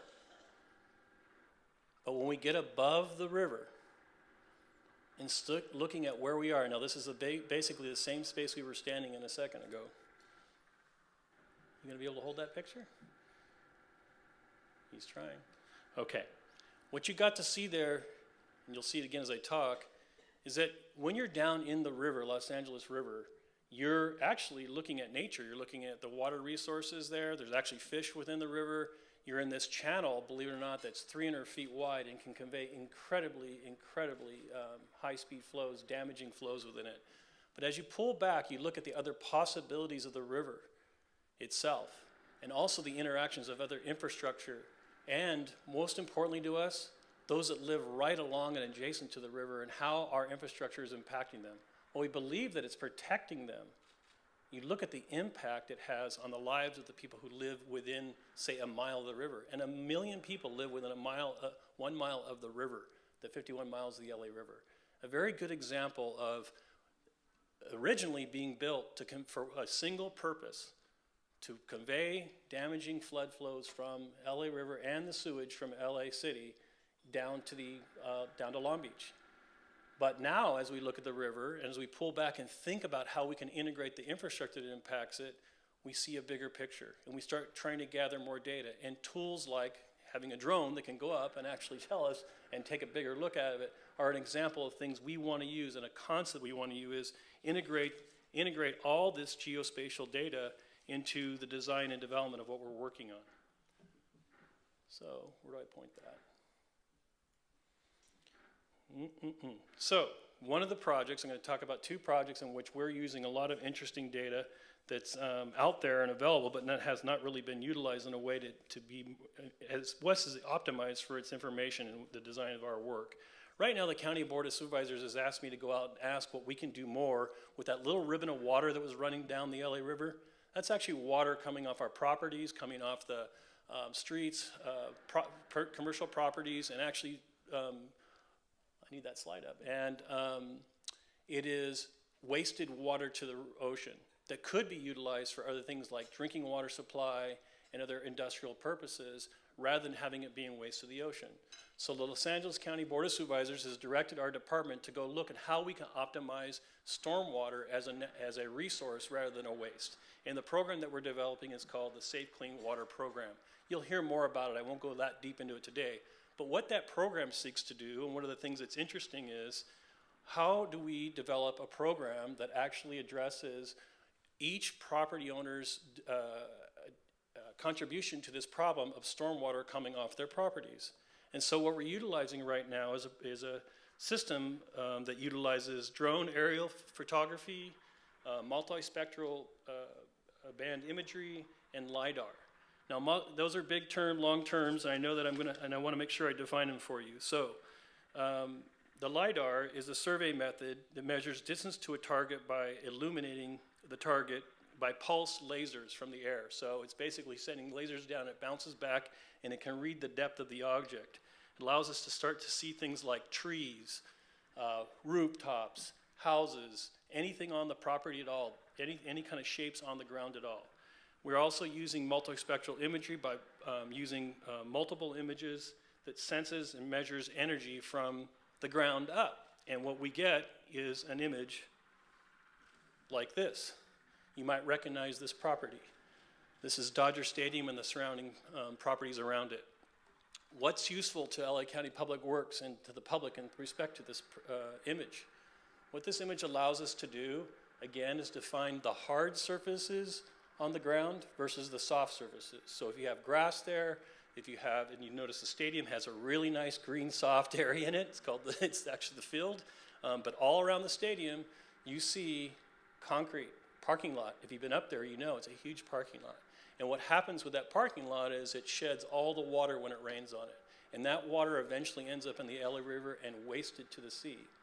So this is giving us the ability to actually gather data and put together a program to assess folks for the benefit of capturing their stormwater, improving the drinking water supply of Los Angeles County, and also, most importantly, one of the important things is get the pollution off that water before it ends up in the rivers, lakes, and streams. And so we are proposing to develop a system, neighborhood scale, that will capture that stormwater, but also, importantly, how much do people pay for that benefit? How much do we tax people? What's fair? And people are demanding fairness. This technology is allowing us to actually allocate the responsibility for the runoff by individual property. Okay. Another project that we're working on that's really neat, or one of the projects that will come out of this, and you'll see this routinely in neighborhoods, is taking open fields or dirt lots and creating recreational facilities within a neighborhood, say a pocket park, and under the property, put in chambers that allows us to capture water and return it to the groundwater, and return it for later use for drinking water supplies. So what this slide shows, a cross-section, if you will, above surface you see the playing field, below surface you see infrastructure that's actually helping the water resiliency of Los Angeles County. This slide is very indicative of the type of infrastructure that we're attempting to build, as I talked earlier. Multi-benefits, no single use. As they say when you're camping, no one piece of equipment should be for single use. In this case, we have a multi-benefit project that is allowing for recreation, parks and recreation occur in the facility at the top, but while at the same time working to gather that very precious stormwater that can become drinking water for LA County. And so we go out into the community and do our spectral analysis, but we also do our resourcing is what kind of facility would the community want to have there? Or if it's an existing facility, how can we improve it so that we can, and then also use it for the benefit of the program? I don't know why you keep showing me in big picture on there. I want to show the slides. I'm not that good looking, believe me. The other really neat project along the LA River that's already developed and in play these days is this called the Dominguez Gap, something I'm very proud of. I worked on early on in my career. Dominguez Gap was a big hole in the ground, dirt hole in the ground, where we would run water from the LA River, take it off the LA River, put it into this bowl, essentially dirt, and let it soak into the ground so that the groundwater again could be replenished and we could take pollutants off.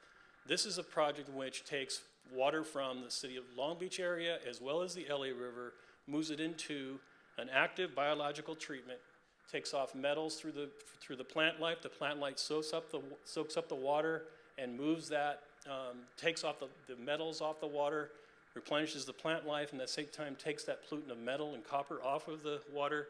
We circulate it through there and let it grow. We let a habitat grow. And then, so now we have an adaptive program, and what's happened here, and really to our thrill, is a lot of people have come, talk about crowdsourcing, to come here and actually have passive recreation. Even horse equestrian uses are now built into the facility. So again, we've combined equestrian, again, integration of resources through a multiple benefit.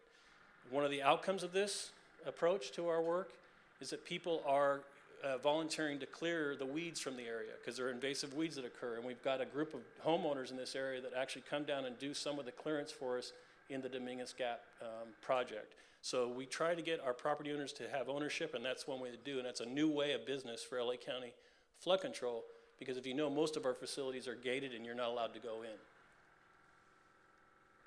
The other project that we're working on that's very, very important to all the supervisors and to me personally is Vision Zero. Vision Zero is a program to reduce to zero the pedestrian deaths in our roadways, in our transportation system. It's a big goal, obviously, and it's a nationwide effort. Here in LA County, we're using some really unique processes to enable this.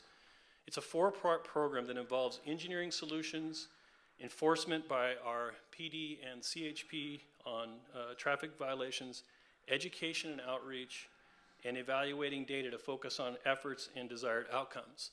And so there's this engineering effort that comes into it, and you see, again, integration of different entities to get together to actually solve a larger problem, solve the problem of pedestrian deaths. So our part of this is to start looking at the data. One of the things you may not know, which is really critical, is that speed kills. You've heard that, and here's some data that we've gathered that shows the truth of that.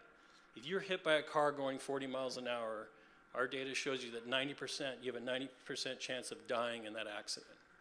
It's what causes death, speed. As speed increases, the number of deaths increase.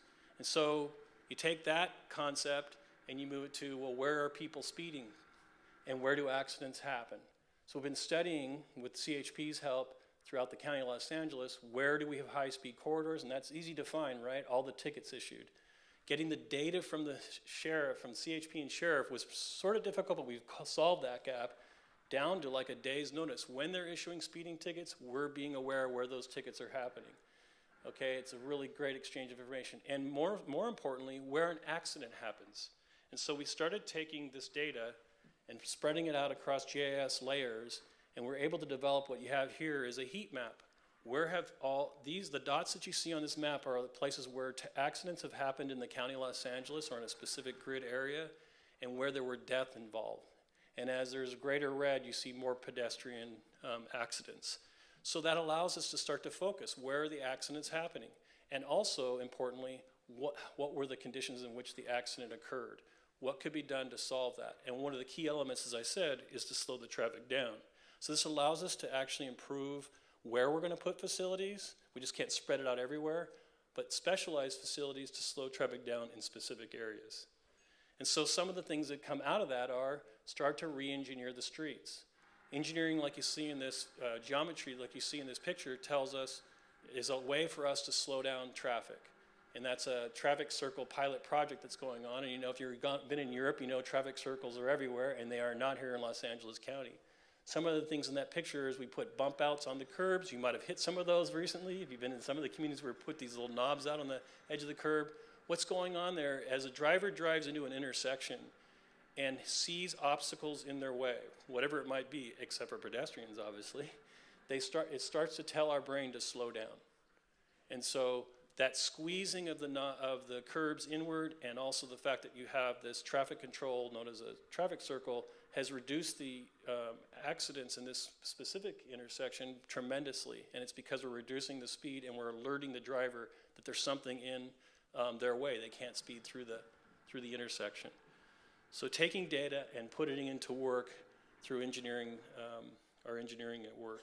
The other thing that's really important in our department that's ongoing, and we're using technology to help with it as well, is to reinvest in our workforce. We have, this was interesting enough, the millennials who have come into our workforce are important to us, an incredible amount we recruit every year, but one of the things that they do come with incredible knowledge, technical skill, and academics, but one thing we are working on is allowing them to understand the data, providing workforce with technology, but making sure technology, as I said, is for innovation of public service. So pushing the culture of public service with our technical folks requires this great investment in the culture of public service. And this is one of the things that we're doing at work right now, is making sure that when we enter into work, we're not only bringing our academic skills, but we're bringing our humanitarian skills into play. And what I've seen over the short period of time that I've been a director, the impact of telling people how important their work is and demanding that they work together and giving them the tools to do that, to create the integration, has resulted in I showed you just a few of the projects that we've gotten out on the street these days. So I'm going to leave it at that. I want to thank you for your time.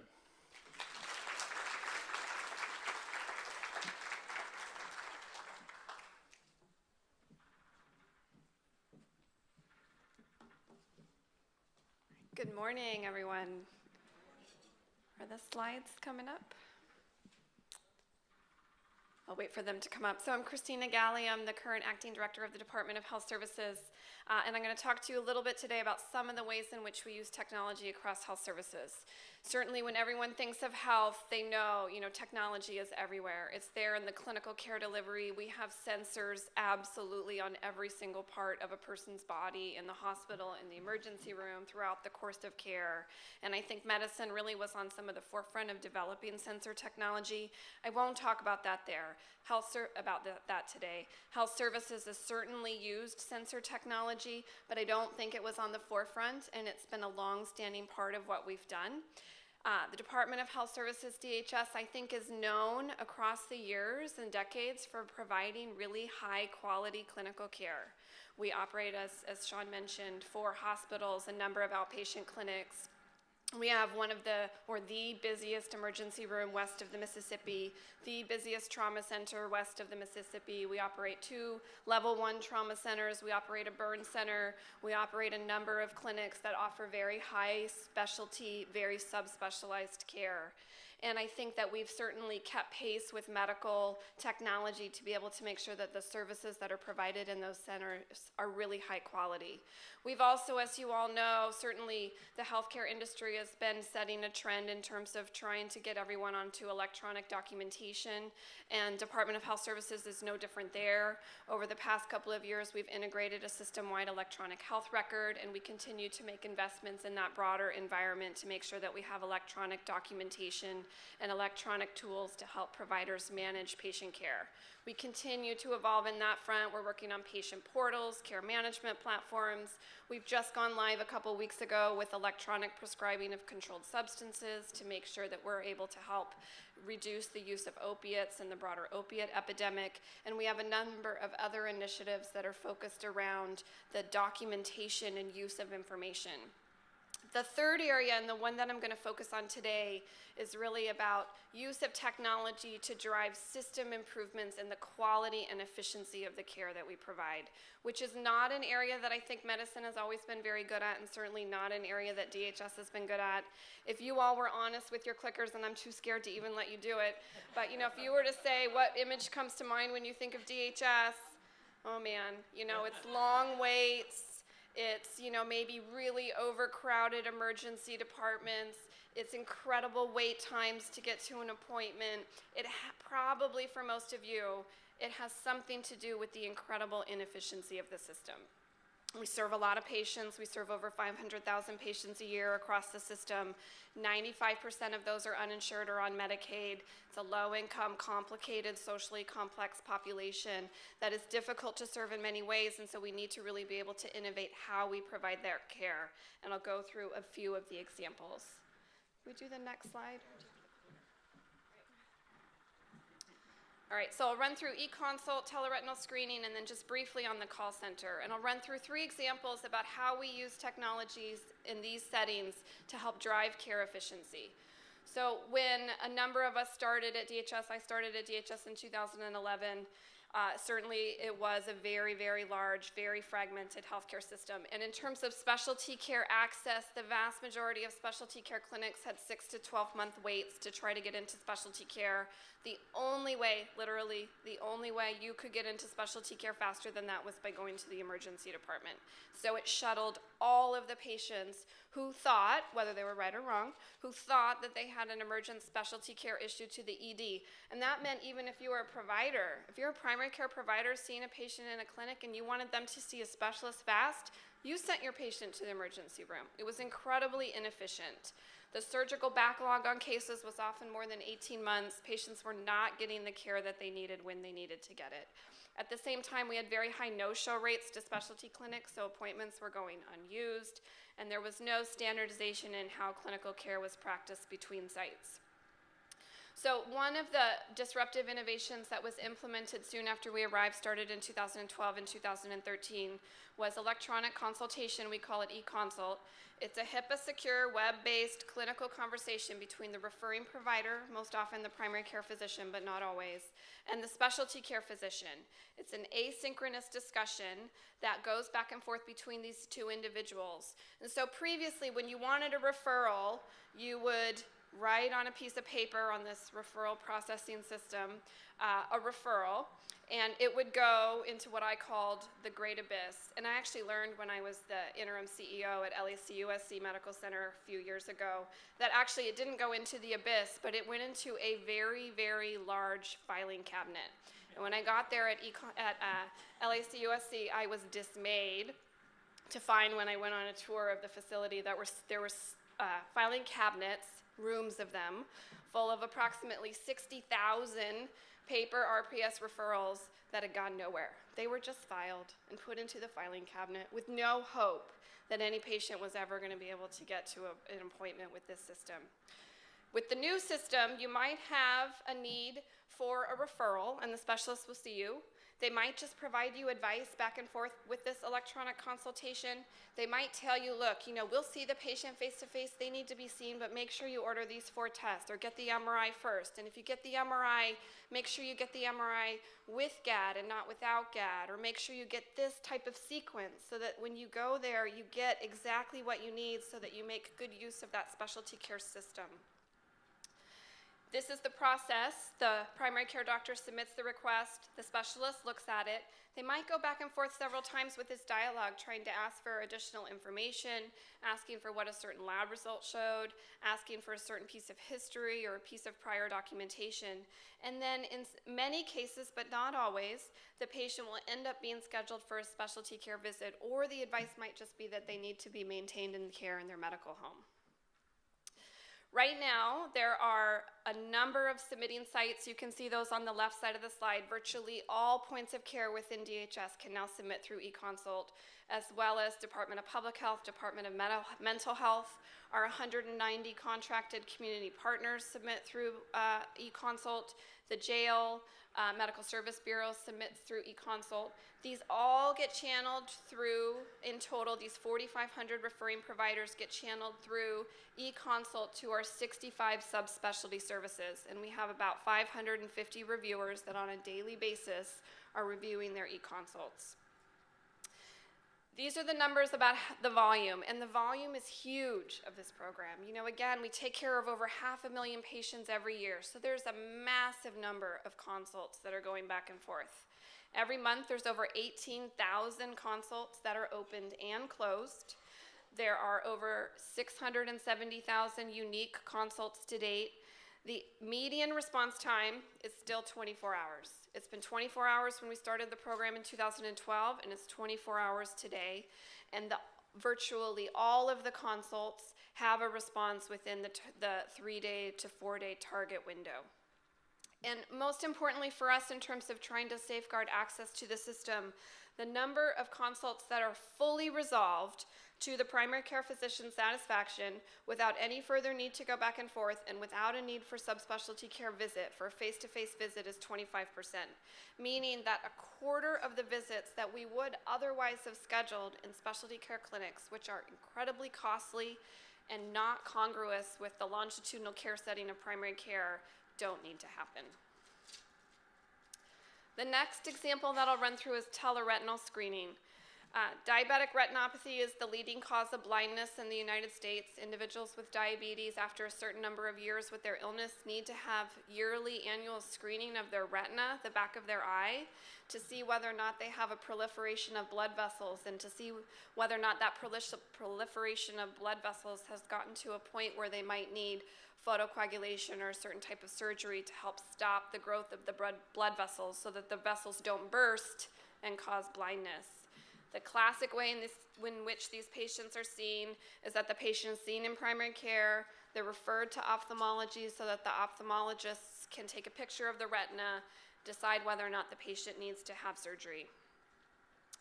However, you don't need an ophthalmologist, who is very costly, to take a picture of the retina if you have the technology to do that separately.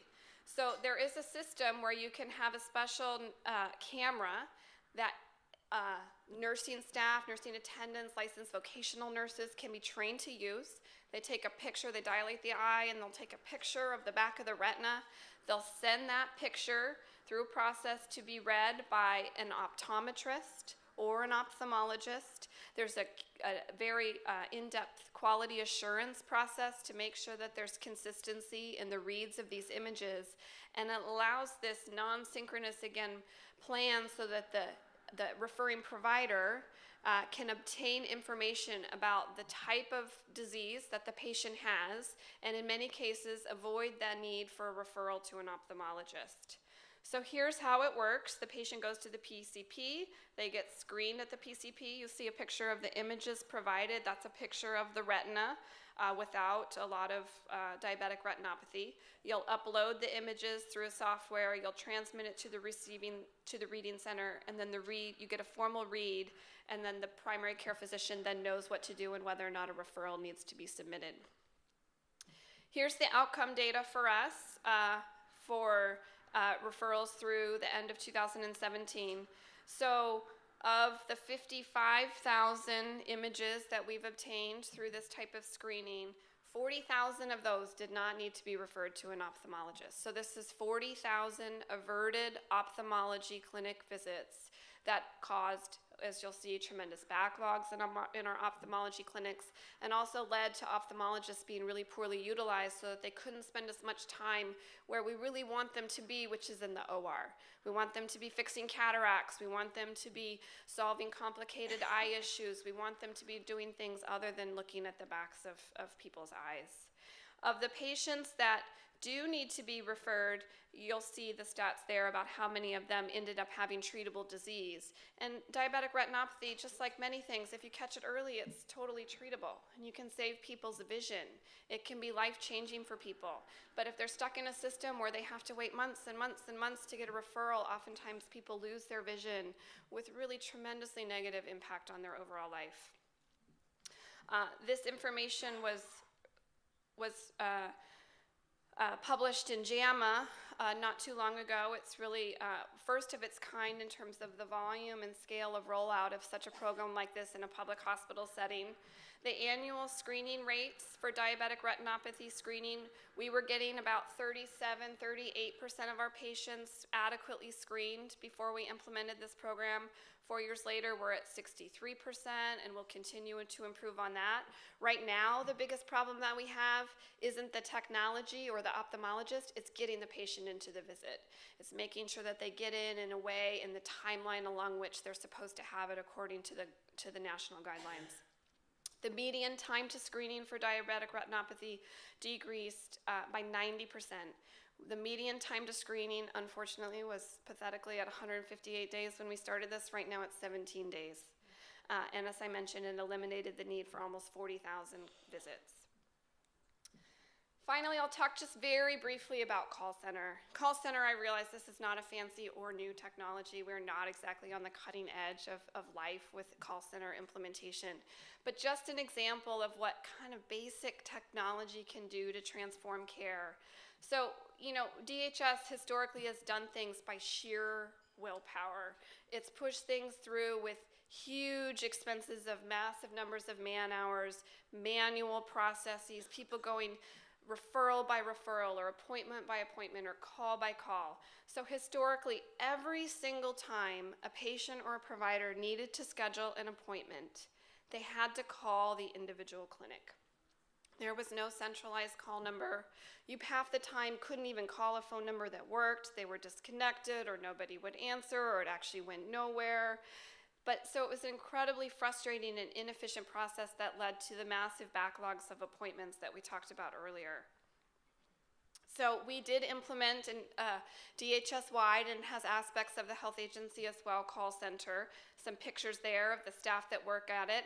It's in the basement of the old General Hospital. If any of you have been in the General, you know it's this massive, beautiful building. Beautiful in some ways, building, but they've transformed a portion of the basement of the General Hospital into this very large call center. And you'll see how they have dashboards up on the walls that measure number of patients that are waiting on the lines, number of providers that are waiting on the lines, average time to call, longest time that a call has been in queue, the average handle time, so that on a moment-by-moment basis they can work on rolling over calls to other sites, shifting staff from one call line to another call line so that they can modulate those numbers and get the overall operational level to be improved. And here's just some examples of where we've been. So in 2013, we had 150 calls going into what was a very rudimentary call center when this started. The average time to answer was 5 minutes, and the average call abandonment rate was 24%, not so good. Since then, we have, multiplied several-fold the volume of calls that are coming into the call center. We're pushing more and more of the calls into the call center. Right now, this data is a little bit outdated. We have over 1 million calls that come on a run rate of over 1 million calls that come into the call center. The average time to answer now is under 2 minutes, and the average abandonment rate is still high at 12 to 13%. These numbers are not where we want them to be. It continues to be an effort to push down the average time to answer and the average call abandonment rate, as well as other stats that we follow. But I do want to point out that this was done while, as I mentioned, multiplying sixfold or fivefold, sixfold the number of calls that are being handled in the call center with absolutely no increase in staffing. There was not one additional item or person that was reassigned to work in the call center. This was all changing the technology, changing the way the call centers flowed, changing the way that calls were rolled over, changing the platform on which we manage these calls, and then putting in place, importantly, performance indicators and dashboards so that we can continue to improve this moving forward. With that, I'll close. Let me actually just mention, I forgot this one slide. You'll see here between the call centers and the e-consult implementation, the impact on the backlog across DHS's scheduling. If you just look at the top line, the yellow line, even back just a year ago, we had several thousand-fold backlogs in the scheduling of ophthalmology clinic visits. And you can see the backlogs in other subspecialties there as well. As of March 2018, we virtually eliminated almost every backlog in every specialty care clinic across the system. And that is that's better. The volume of patients is not down. It's not that we're seeing fewer patients. This is truly that we are more efficient in being able to get these patients into the care that they need. I'll close with just a little bit of discussion of challenges. And I think these challenges are common across all of the projects. They're common across really any technology implementation that we've ever done. And the biggest issue is culture. It's trying to get the culture to accept whatever the change is, to understand the change, There's challenges that we've also faced in terms of the fact that efficiency gains in one area often lead to kind of the balloon pushing out in another area. So eConsult has been great for the offloading of unnecessary volume and the improving of efficiency in the specialty care clinics. It has put immense pressure onto primary care. Pressure that our primary care physicians and our workforce and our providers and our care management teams and our technology haven't always been ready for. So a lot of our effort has now been having to shift over to really enhancing and building up the support for primary care. Obviously, there's a ton of engagement that's needed with staff and with organized labor, work on training, and then there's always logistics. I've learned in this job over the last 7 years that nothing makes people more upset than their space that they work in and their parking. And you know, none of these projects are any different. We have had so many really feisty arguments about where someone's gonna sit or whether or not there's enough parking in their new place to sit, and sometimes those are the thorniest challenges that we have as well. So thank you very much.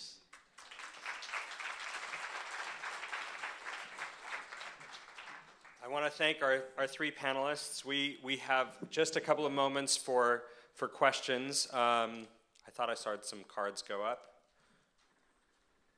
Yes. Thank you.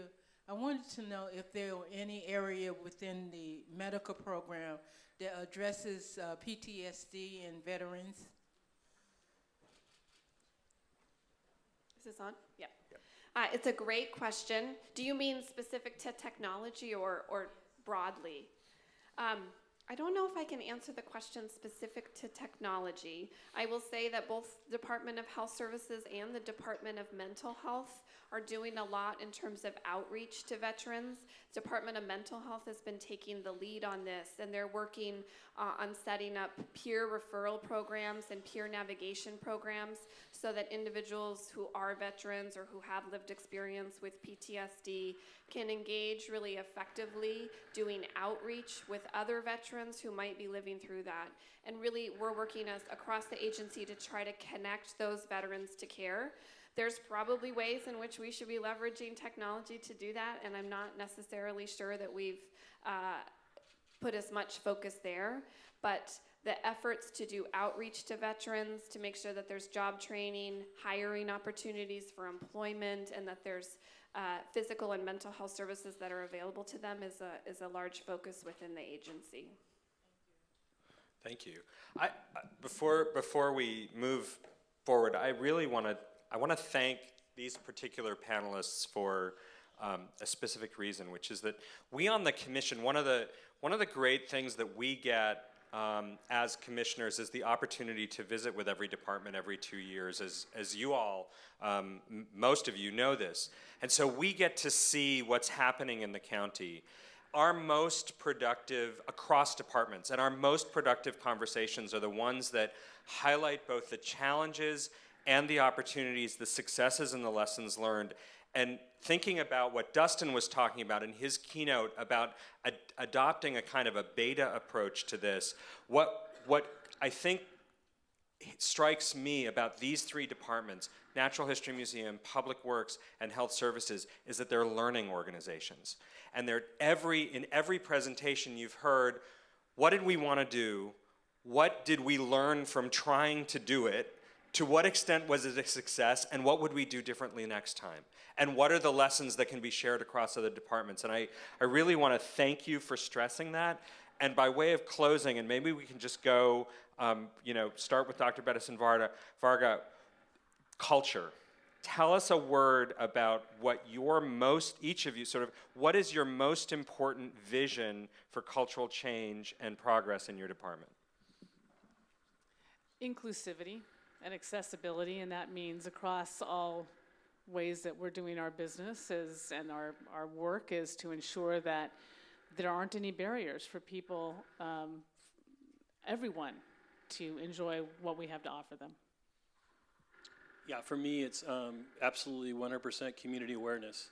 Walking in the shoes of the people that we serve to give that experience to our employees and have them feel and understand what people are dealing with in their daily lives that we serve is the absolute goal of mine.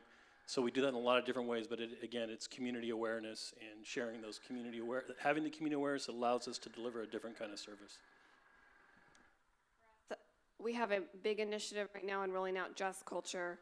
And mistakes happen. We all know that mistakes happen. Mistakes, when they happen in medicine, are sometimes incredibly sad, but they happen.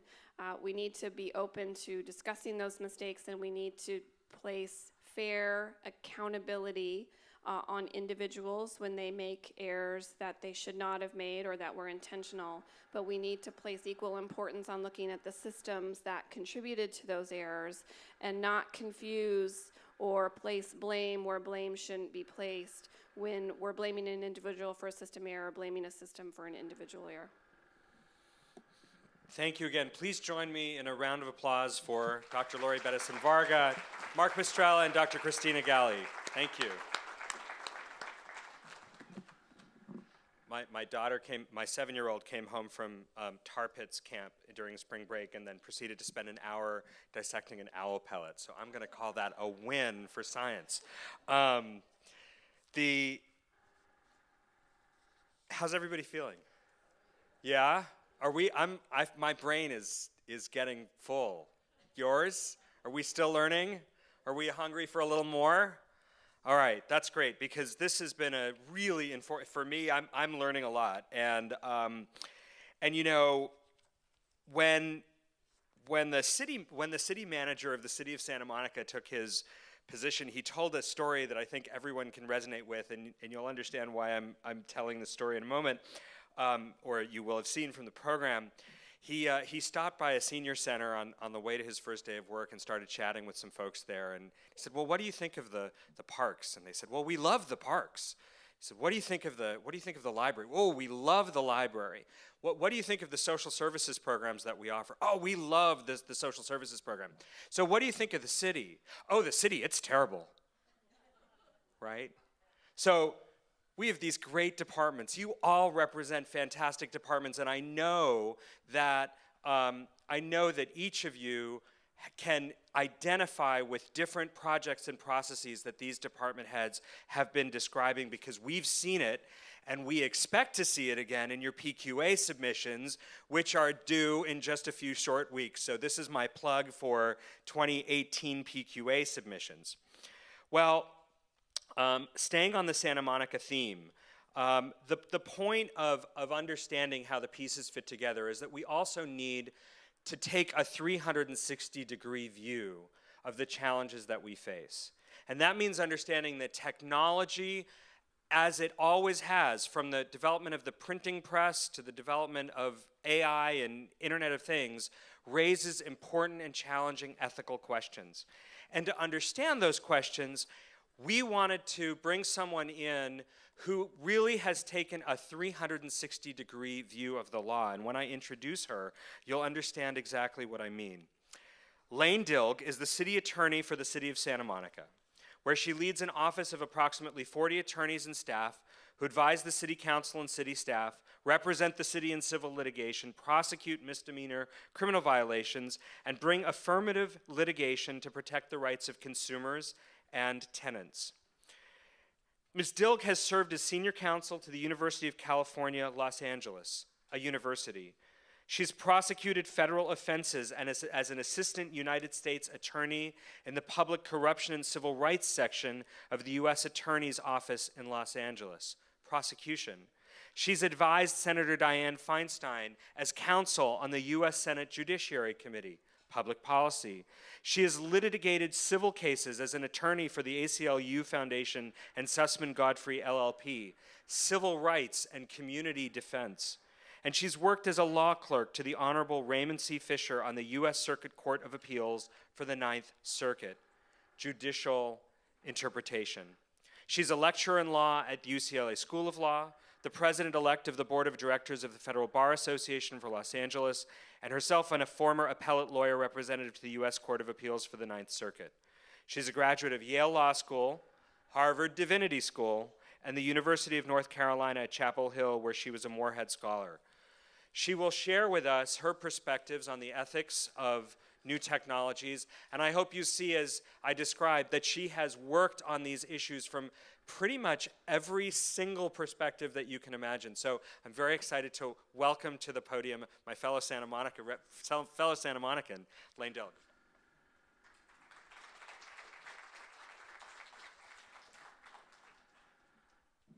Good morning. So just what you were hoping for, a lawyer toward the end of the program. It's our favorite spot too. No, I really want to thank all of you for inviting me to be here today. It is a pleasure to get to work with our regional partner in every area, and it really is a personal pleasure for me to get to be here with all of you. As Sean mentioned, I am relatively new to the city of Santa Monica. I came in August of 2017 as the city attorney, so I have been there for approximately 9 months. As those of you who are department heads and managers know, I am quite pleased that I have not yet hit my 1-year mark, and I am hanging on to newness with everything I have so that I can continue to move forward as much transformational change as possible, as quickly as possible. I want to thank Sean, who is a dedicated public servant, not only to the county, but also in our small 8 square miles. Public service is a tremendous thing, and I thank him for his public service and also for the invitation today. So thank you for having me. I will be taking you a bit back to basics today. In my office, I will say one of the things I am really working on is improving the technology in our office. As I do so, I am trying to be careful as a steward of public funds and as a government public servant to look at what do we need and what do we not need. One thing you will notice about my PowerPoint is one thing we might need as a communications department. So I take you back to basics with the 1980s PowerPoint on ethics and advancing technology. So the promise of technology, we've heard quite a bit about today.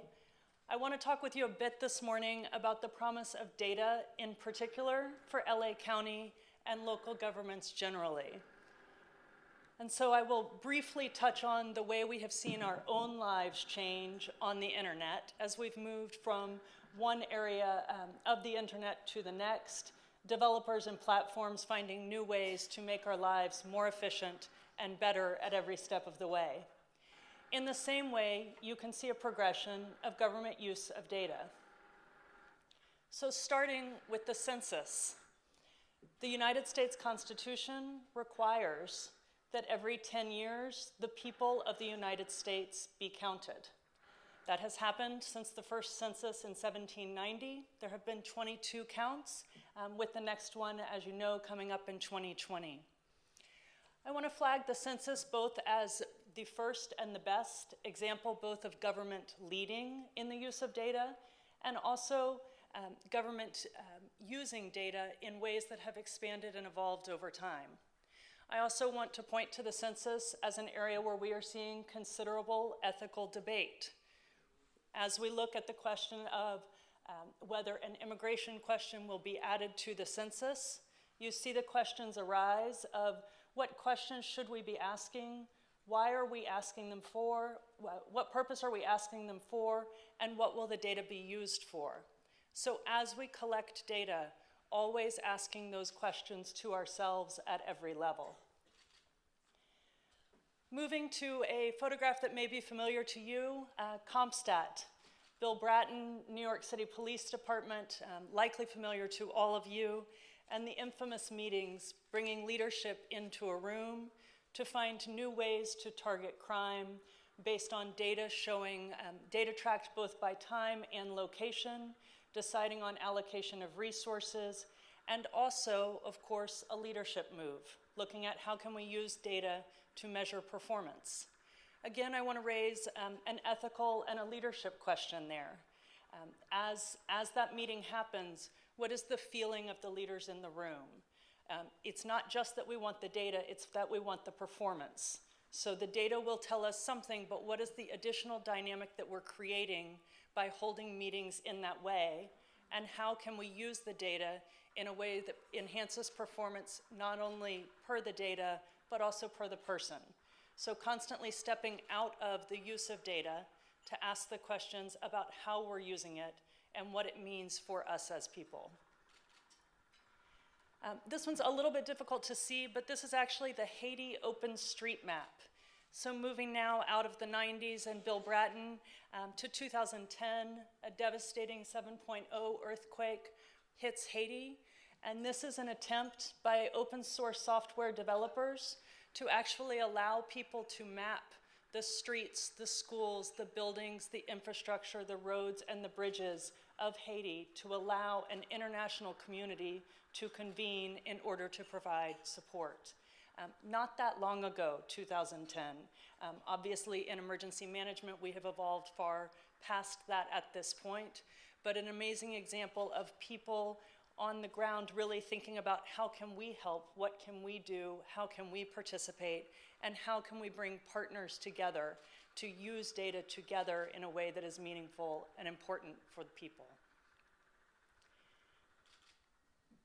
Moving then to Santa Monica, 2013, Santa Monica received a Bloomberg Philanthropies grant of $1 million to develop its well-being index. And one of the reasons I wanted to highlight this one, it's a small project compared to much of what happens in LA County, but we think it's a meaningful one because what it does is it combines survey data with economic indicators. And so the goal is really to be able to trace things that are happening in small neighborhoods, as Sean mentioned with the comment from the city manager, Rick Cole, not only through the data, but also through people's voices. So one example frequently given with this project is that one neighborhood, there were a number of residents whose comments about the food that they ate indicated areas for improvement in health.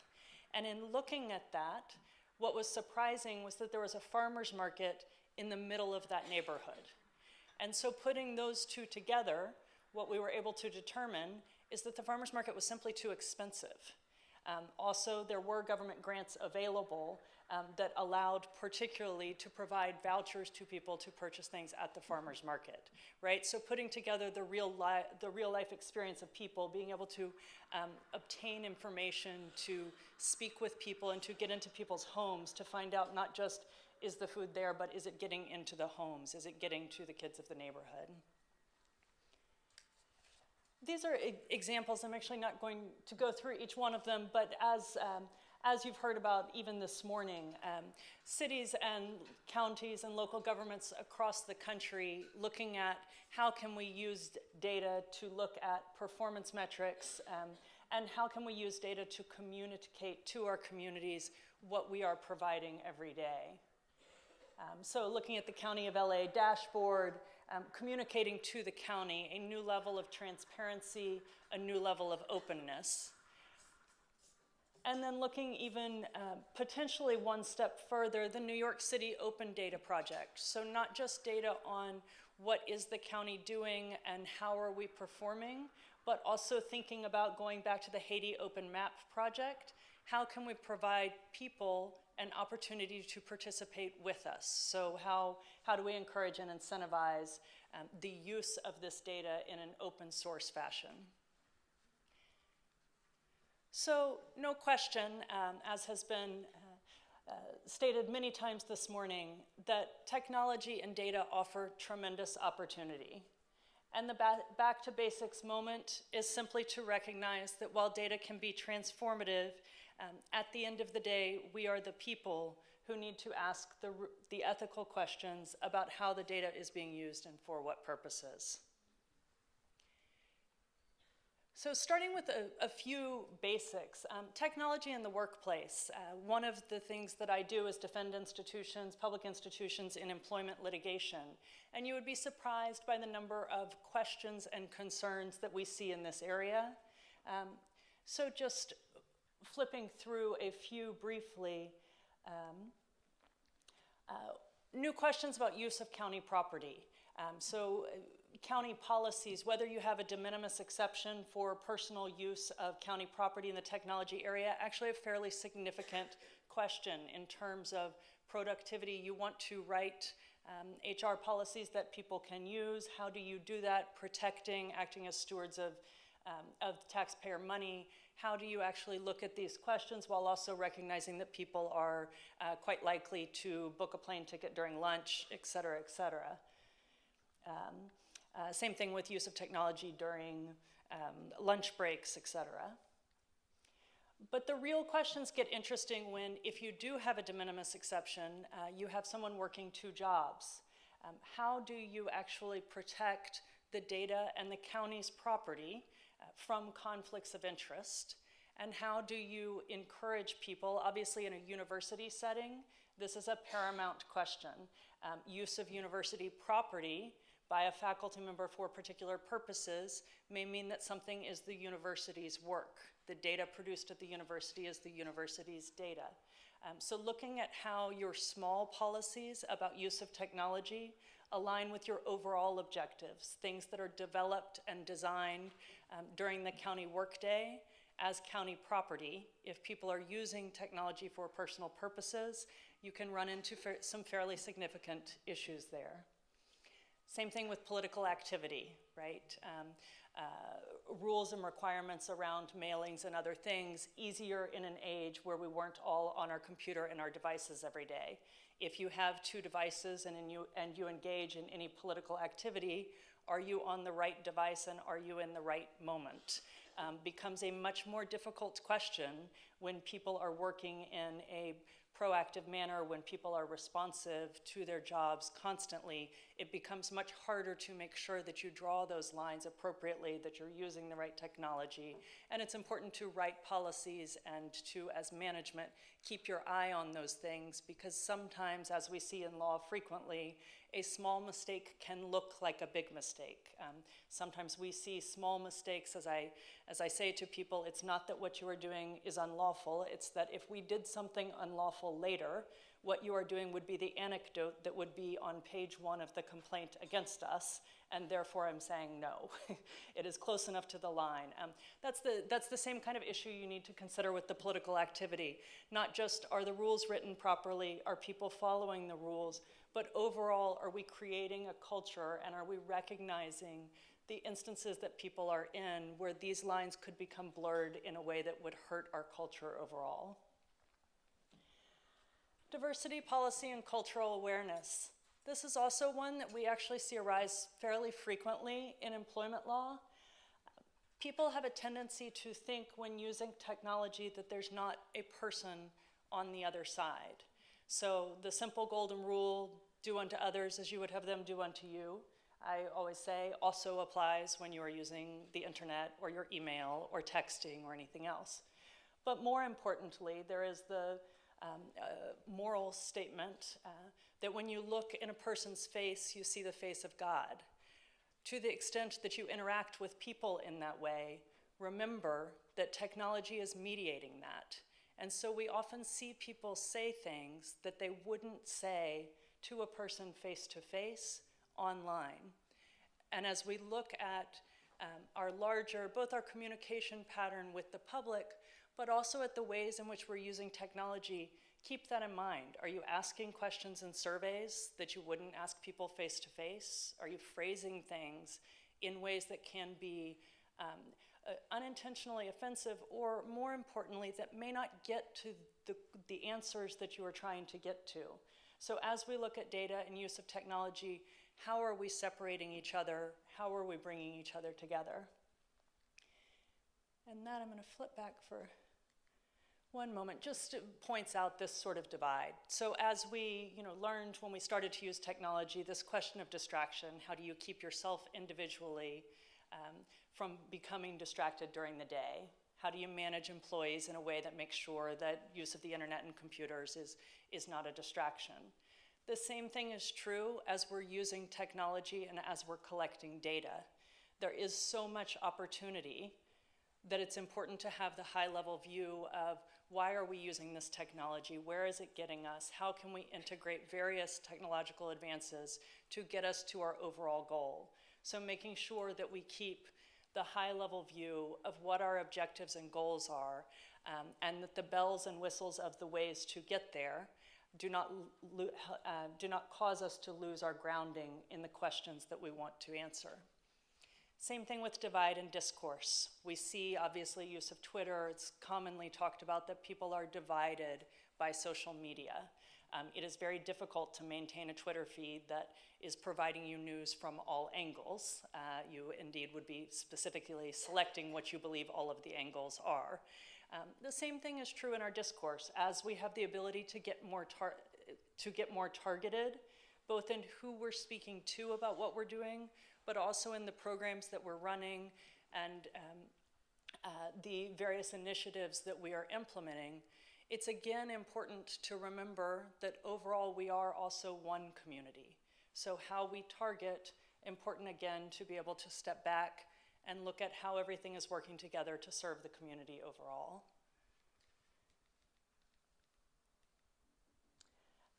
Which brings me to data privacy.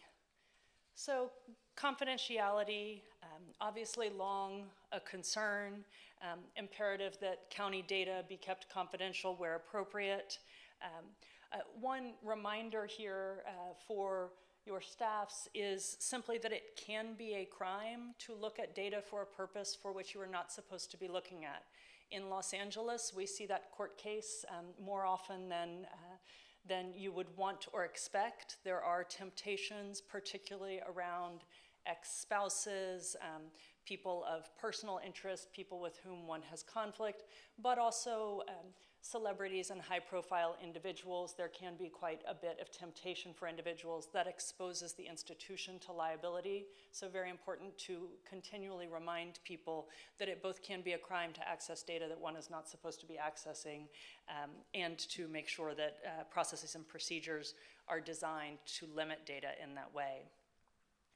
But more importantly, confidentiality at the end of the day is about trust. So as we look at the data that we hold, the data that we're collecting, there is a professor by the name of Jack Balkin who has been pushing forward an idea for government regulation that is based on a concept of the information fiduciary.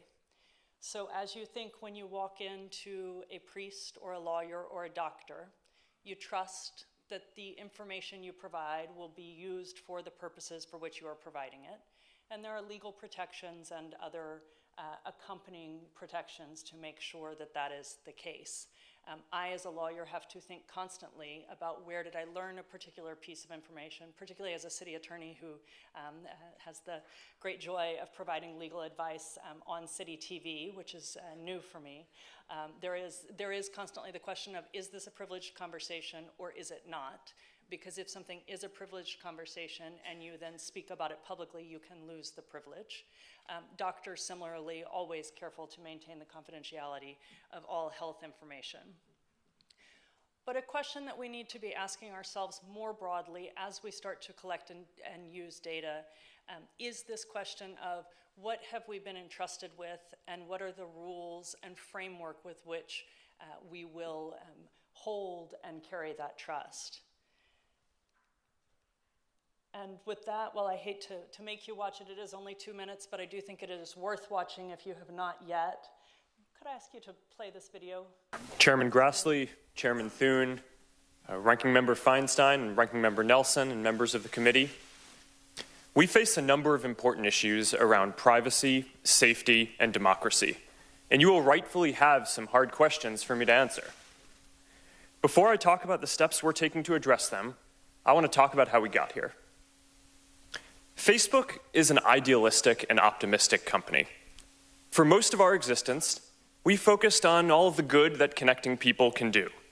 And as Facebook has grown, people everywhere have gotten a powerful new tool for staying connected to the people they love, for making their voices heard, and for building communities and businesses. Just recently, we've seen the Me Too movement and the March for Our Lives organized, at least in part, on Facebook. After Hurricane Harvey, people came together to raise more than $20 million for relief. And more than 70 million small businesses use Facebook to create jobs and grow. But it's clear now that we didn't do enough to prevent these tools from being used for harm as well. And that goes for fake news, for foreign interference in elections, and hate speech, as well as developers and data privacy. We didn't take a broad enough view of our responsibility And that was a big mistake. And it was my mistake. And I'm sorry. I started Facebook, I run it, and I'm responsible for what happens here. So now we have to go through all of our relationship with people and make sure that we're taking a broad enough view of our responsibility. So, not a position anyone wants to be in. And keep in mind, this is a private company. As government entities, this is not the position that we want to be in. And some of it, as we work with advancing technology and as we collect data, is being ahead of the question, making sure that we're thinking broadly about what data we have, what we're using it for, and potentially how it could be used for harm. So at the leadership levels, critical that individuals not only be up to date on regulatory compliance, working with CIOs, working with attorneys, but also thinking broadly. What is it that I'm collecting? Why does it matter to people? What am I doing with it? And am I acting as a guardian of the trust that has been bestowed in me? And so just quickly, again, the very basic questions. What data are you collecting? Is it anonymized or not? What data are you accessing? Accessing data is a key question in large regional government entities. If you're accessing data from another department, how did that department collect the data? Did they obtain consent? And if so, what did they obtain consent for? So these are key questions, and you want to think about as you collect data that is identifiable in any way, what consent do you want to get? What might you want to use this data for? But always asking the question, if you're sharing data sets, do I have the right to share this data set? Is it an open source data set? Is it a county-wide data set in some ways? And my favorite question, maybe I should call my lawyer. Also a good one here. And then what data are you sharing with others? And a last one, and this is important to large organizations, what data are you keeping and why? So we have data retention policies. Those data retention policies are not only important to us as government actors, but also to the people who have trusted us with their data. And here I would just mention as quick indicators of the kinds of data that you want to be particularly concerned about, certainly anything personally identifiable. In the United States, that primarily, and again, I'm going to give you a call your lawyer here, is going to revolve around name, social security, place of birth, any sort of credit card information, driver's license, and I'm having trouble reading further down. Business information as well, trade secrets, anything proprietary. And then important from a legal perspective, and I'm sure County Council will be distributing information to those who need it, but the GDPR, new data privacy regulation enacted in Europe, coming from the European Union and effective May 25th, 2018. The United States Congress has had trouble in this area, coming up with federal legislation around data privacy, data security, and cybersecurity. Europe has come up with a comprehensive data privacy framework that does change the game if you are collecting any information about EU citizens or people within the EU. And the key differences there, they are going to include in personal data email addresses, social networking posts, and computer IP addresses. They also will require that consent be clear and distinguishable, not part of a long list of many consents, but clear and distinguishable and easily evident. And then they have new data breach notification, data access requirements. If someone is holding data about you, you have a right to access that and understand that in certain ways, and data erasure rights as well. So new regulation coming out of the EU that has some implications for some of us along the way, and just indicates that there are government actors out there thinking quite broadly about these things, and it is a changing landscape. So to the extent you want to continue to use data in the future, again, thinking broadly about these key questions of trust and consent from the very beginning. And then, maybe no surprise that I will end on the city of Atlanta. So ransomware attack on the city of Atlanta shut down Operations essentially ground to a halt. Many city employees not able to open their computers for a matter of days. Ultimately, 2.6 million to respond to this. I'm actually surprised by how low that number is. That number is actually based on the contracts that were executed to quickly respond to the breach. A ransomware attack is essentially a breach by hackers where they obtain and lock down certain systems such that you can't use them and then demand a particular ransom. The City of Atlanta chose not to pay the ransom. And in the meantime, community members not able to pay water bills or parking tickets. Primarily, this is a concern for your CIO and others, but it is a concern for all of you, and it is another area where I believe we all have a responsibility to understand that we play a part here too. So there sometimes is a view that hacks are inevitable. That is an incredibly dangerous view that does not help your CIO at all. So to the extent that across leadership we can communicate, again, this is a matter of trust. As you think of locking your office door, if you have sensitive material in it, you need to be very careful about the way you and your staffs are locking information online. So one key thing, if your college alma mater is your password, it is time to change it. It's time to look at a passphrase and not a password. Here is an example of a passphrase that would be much more difficult. They are not that difficult to remember once you get a system that works for you. It's not that different than the old days, but it is incredibly important that these passwords be properly stored. Same thing with phishing and spoofing emails. They seem like a small thing. They are very significant to the security of county systems. And so not just an HR policy here, not just a policy coming down from the CIO, this really is about protecting our ability to provide government services. This is about serving the people that we serve. It's about making sure that people tomorrow will wake up and have a county government that's functioning. So remember that we all have a role to play there. And with that, I will end just simply, again, on a thank you and a reminder that in some ways, data ethics, there are very complicated questions being asked, but some of the most simple questions really are up to each of us every day, and they are important. They seem small, they are quite large, and communicating across the county, across the region, across the state, the importance of these questions to our ability to serve the populations we serve, incredibly important. So thank you all very much, I really appreciate it.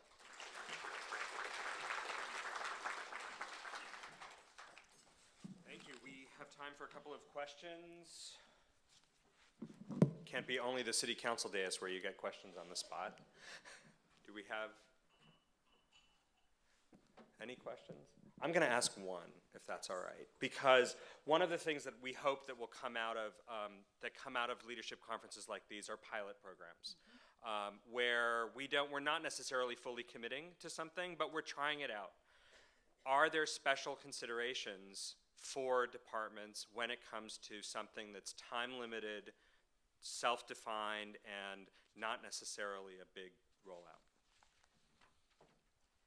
So I think, Sean, the questions in some way are the same. They do become more complicated as we're working with, I immediately see the question from the legal perspective, and I immediately want to know who the contractor is, what the contract is, what the risk and indemnification provisions, particularly if you're sharing data with a third-party contractor, I want to know under what terms we're sharing that data and whether we all understand those terms. There can be a tendency with pilot projects, again, to say, well, we're just going to do this very quickly, and we already have the data because another department over here has it. So making sure that at every level of that, you're actually paying attention to the details, because to the extent you are opening up either I'll use the basic term network, though that's not the right term, but to the extent that you are opening up a portal for data sharing in any way, that is an important cybersecurity concern.